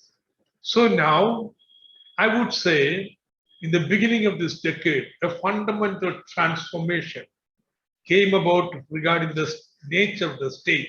It has become a neoliberal state. Neoliberal state is not the liberal state of Adam Smith. Adam Smith's state is a state which least governs. Laissez-faire. You don't interfere. the neoliberal state, that's why it is called neoliberal, not liberal. So neoliberal state intervenes, but intervenes for the finance capital, intervenes for the reforms, intervenes for the corporates. It's a strong state. It's not old liberal state. So that's a fundamental change in the Indian politics that has come up. Now I just want to concluding words to my presentation. Yes, we have almost reached the time. That see the political changes. I am not bothered about that party, this party, etc. There are certain fundamental, broad, stylized sweep of political history. National movement, the party which led it comes to power. There is a very different perception from the right and left. The left comes into the main opposition. Then you need to have a strategy of a socialistic pattern of society and so forth. Now, because it remained at the level of rhetoric, domestic market did not expand, and therefore you went for import liberalization. So in 1991, you had a foreign exchange crisis. And that is a moment of reckoning. You are forced to accommodate IMF conditionalities. Of course, foreign capital coming in means that our Indian business classes would suffer. But they are promised, you know what? Huge, something like 65 or I don't know, 100 lakh crores of investment made in Indian public sector. That is given away to the Indian capitalists for a song. So in fact, privatization is also a game of cementing the relationship between the Indian capitalists and the foreign capital. Now, to do all this, you require not a traditional Indian government, a hard state, not strong, that's the term, hard state. So that hard state, now today you have in India. But my concluding statement is, despite all this, the farmers' struggle shows there can be serious opposition and things are not going to be easy. There can be broad united front of secular people against the communal politics and so on. And maybe states like Kerala chart out a different path. That is also another possibility, which can all influence the future, our fourth decade of neoliberalism. So I will stop here. I think we have taken a broad sweep of last 75 years. Thank you very much. Thank you, Dr. Isaac, for laying bare the fetishes of neoliberal policies in India. You very brilliantly exposed the illusion and the stark reality that we face today. When you talk about neoliberalism and then the jump in the growth, we are all enamored by the fact that, oh, something wonderful is taking place in the country. But beneath that, there are problems. And those problems were exposed very, very brilliantly by Dr. Isaac. And I'm very thankful to him. And I'm sure that the students will be interested in asking a few questions. I hope it's okay. It will be in order. Can I ask them to raise some questions? Yes. Please, students, or anybody for that matter, any question to raise?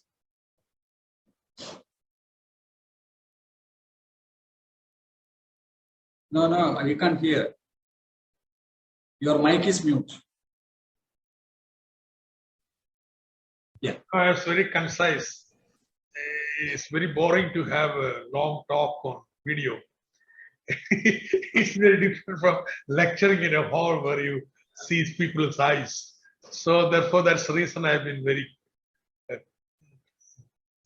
concise. So please ask any question. Yeah. Students, good evening, sir. Yes. Thomas, sir, I want to get some clarification only.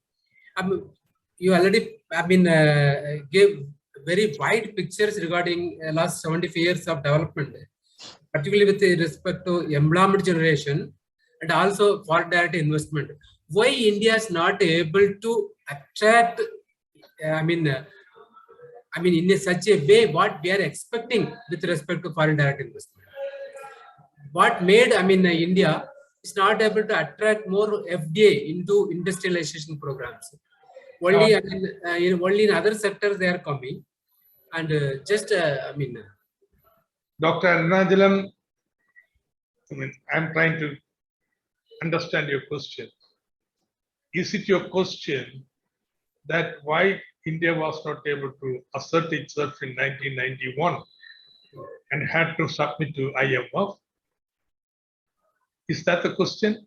Yes, sir. Yes, sir. Okay. Now, there are two reasons.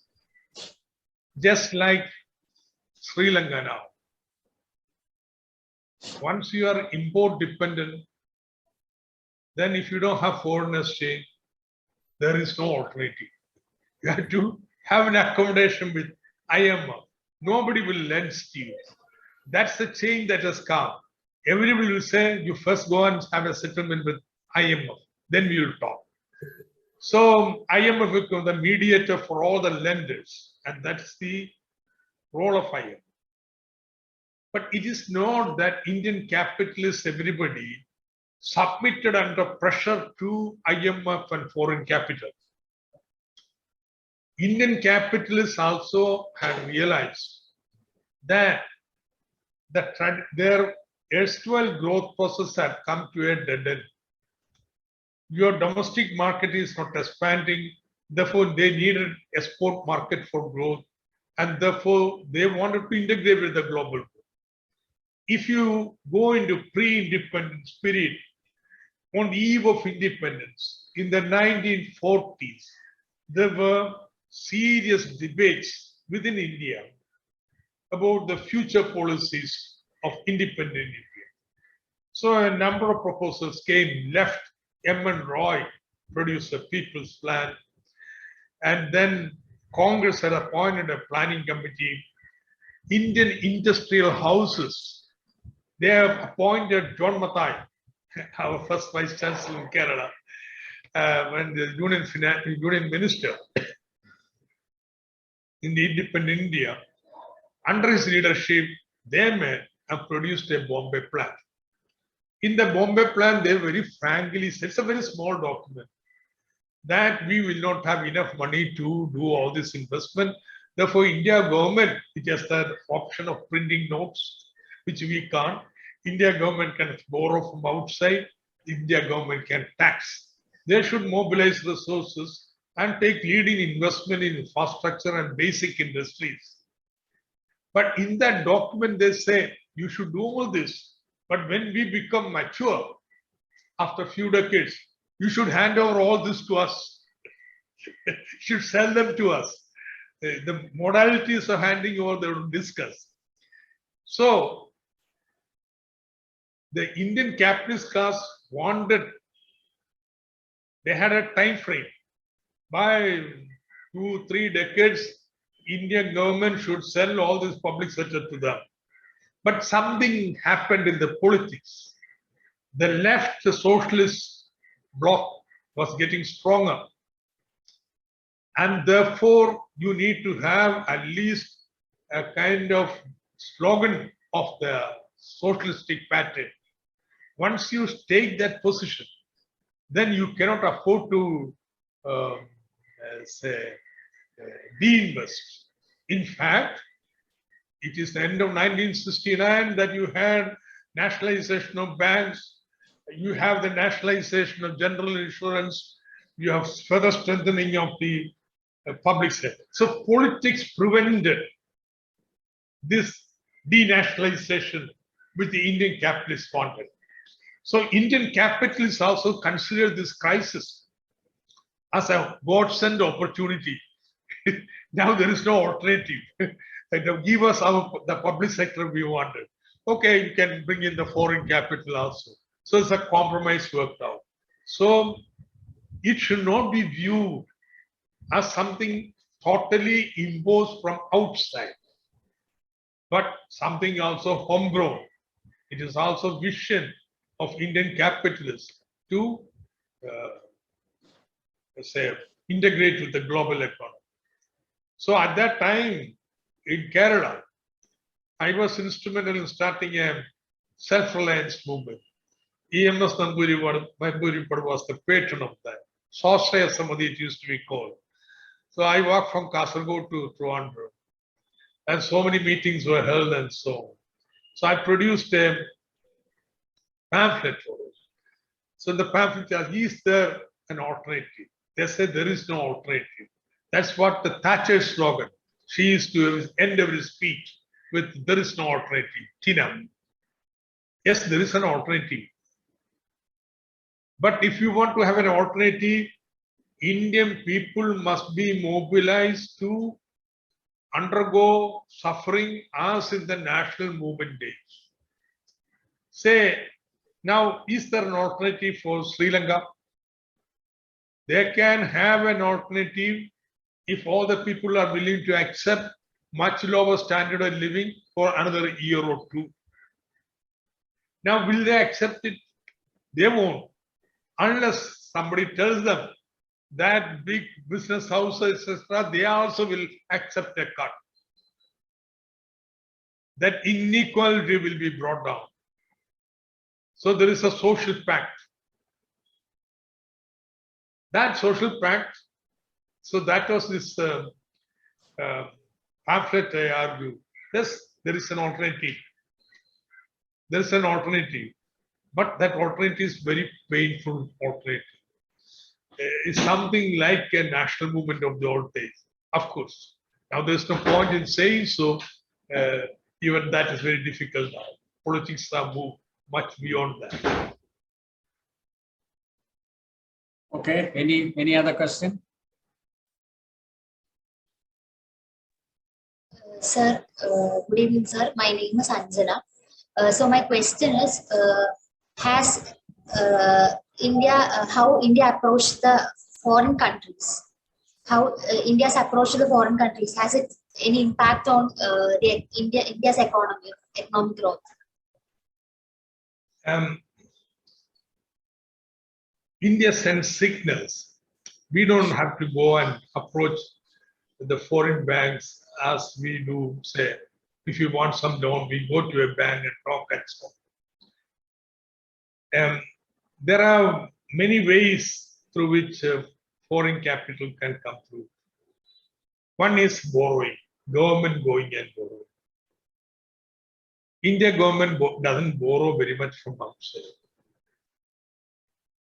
Second method is Indian capital is going and borrowing from outside. That also is not undertaken as much as Sri Lanka did or other states. Third is foreign capitalists come and make investment in our industry and agriculture and so on. Foreign direct investment. That is taking place some extent, not much. And last method is foreign capital comes into play, it comes into India to participate in the stock market, commodity market, money market. It's a fast moving money, hot money they say. Today you may be in India, tomorrow you're elsewhere. On the click of a button of a computer, the capital moves from country to country. That heavy flow is taking place. India government doesn't go and ask them, please come, but calibrates its monetary policy, fiscal policy to attract them. For example, even in the COVID time, India has been very conservative in expanding its fiscal deficit. We all know very well. India government didn't spend like the Western governments and so on. Why? The finance capital does not like countries with big deficit, fiscal deficit. High fiscal deficit would mean they fear there will be inflation tomorrow. devaluation of the money taking place tomorrow. And therefore, they don't like countries with high deficit. So India government keeps the deficit down. Will go to any level of window dressing. See, they want to sell a company. Nobody wants to buy company in COVID time. So India government tells LIC, go and buy that company. How? What's the meaning? LIC is a public sector. He is buying another company of India government. But then the receipt from a LIC would become in the accounts of India a non-debt creating receipt. Fiscal deficit to that extent will come down. So India government goes to very high, very difficult, various measures to ensure that Indian fiscal policy, monetary policy remains attractive to finance capital. So even the structural adjustment and so on, rating companies come and rate India. India is BB plus 3, triple B. If you go one notch down, then not investable grade. Those, if you are not an investable grade country, the finance capital wouldn't flow in. So India government wants to please all the rating agencies. They would tell, please, no, fiscal deficit must come down. You must sell therefore this company. India government will do it. It's not done by the banks, but that is the ethos of neoliberalism. People accept, the market accepts. So that's how India government reaches out to the banks. Thank you. Any other question? Sir, good evening, sir. My name is Joseph George. Sir, on your opinion, what are the major hurdles India is facing now while attracting the foreign direct investment?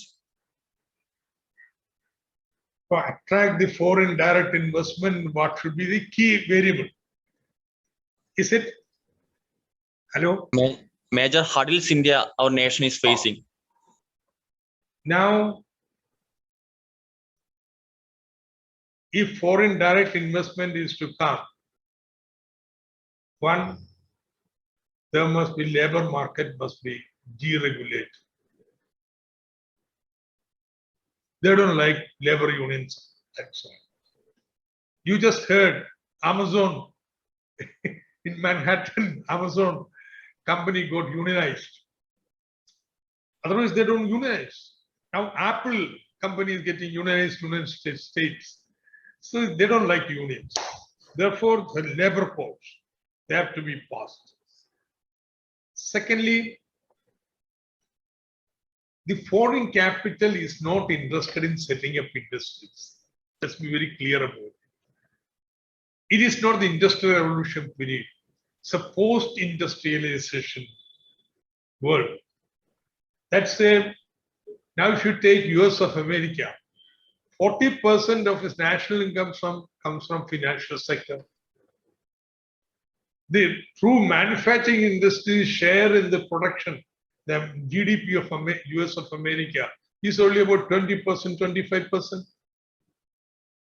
So it is not the industrial country of the traditional type they say during the industrial revolution period. What do they therefore want of? They are saying, you set up your industry. Doesn't matter. We will import. But open up your financial sector. India has not opened the financial sector fully. There are capital account restrictions. You cannot take any amount of money for investment from India outside. Those restrictions still continue. Capital account is not convertible. The current account has been fully made convertible. Capital account, the restrictions are made. Remove them. Open out your insurance. Open out your banks. Totally make your stock exchange and so on. Open them up.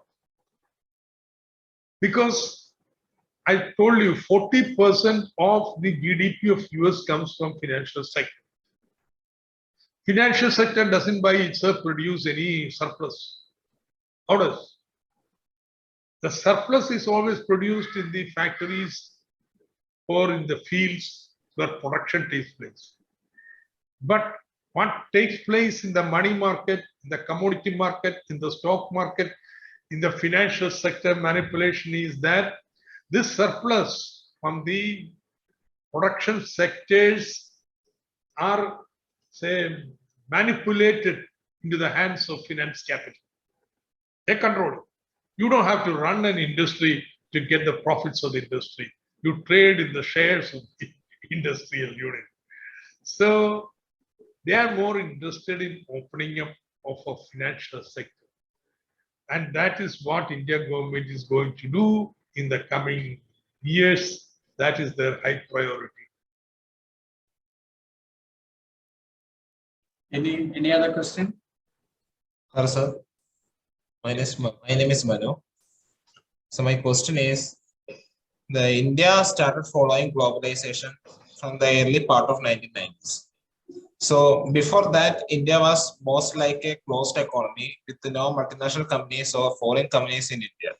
So what was the reason for just closing the economy inside the India? Does the drain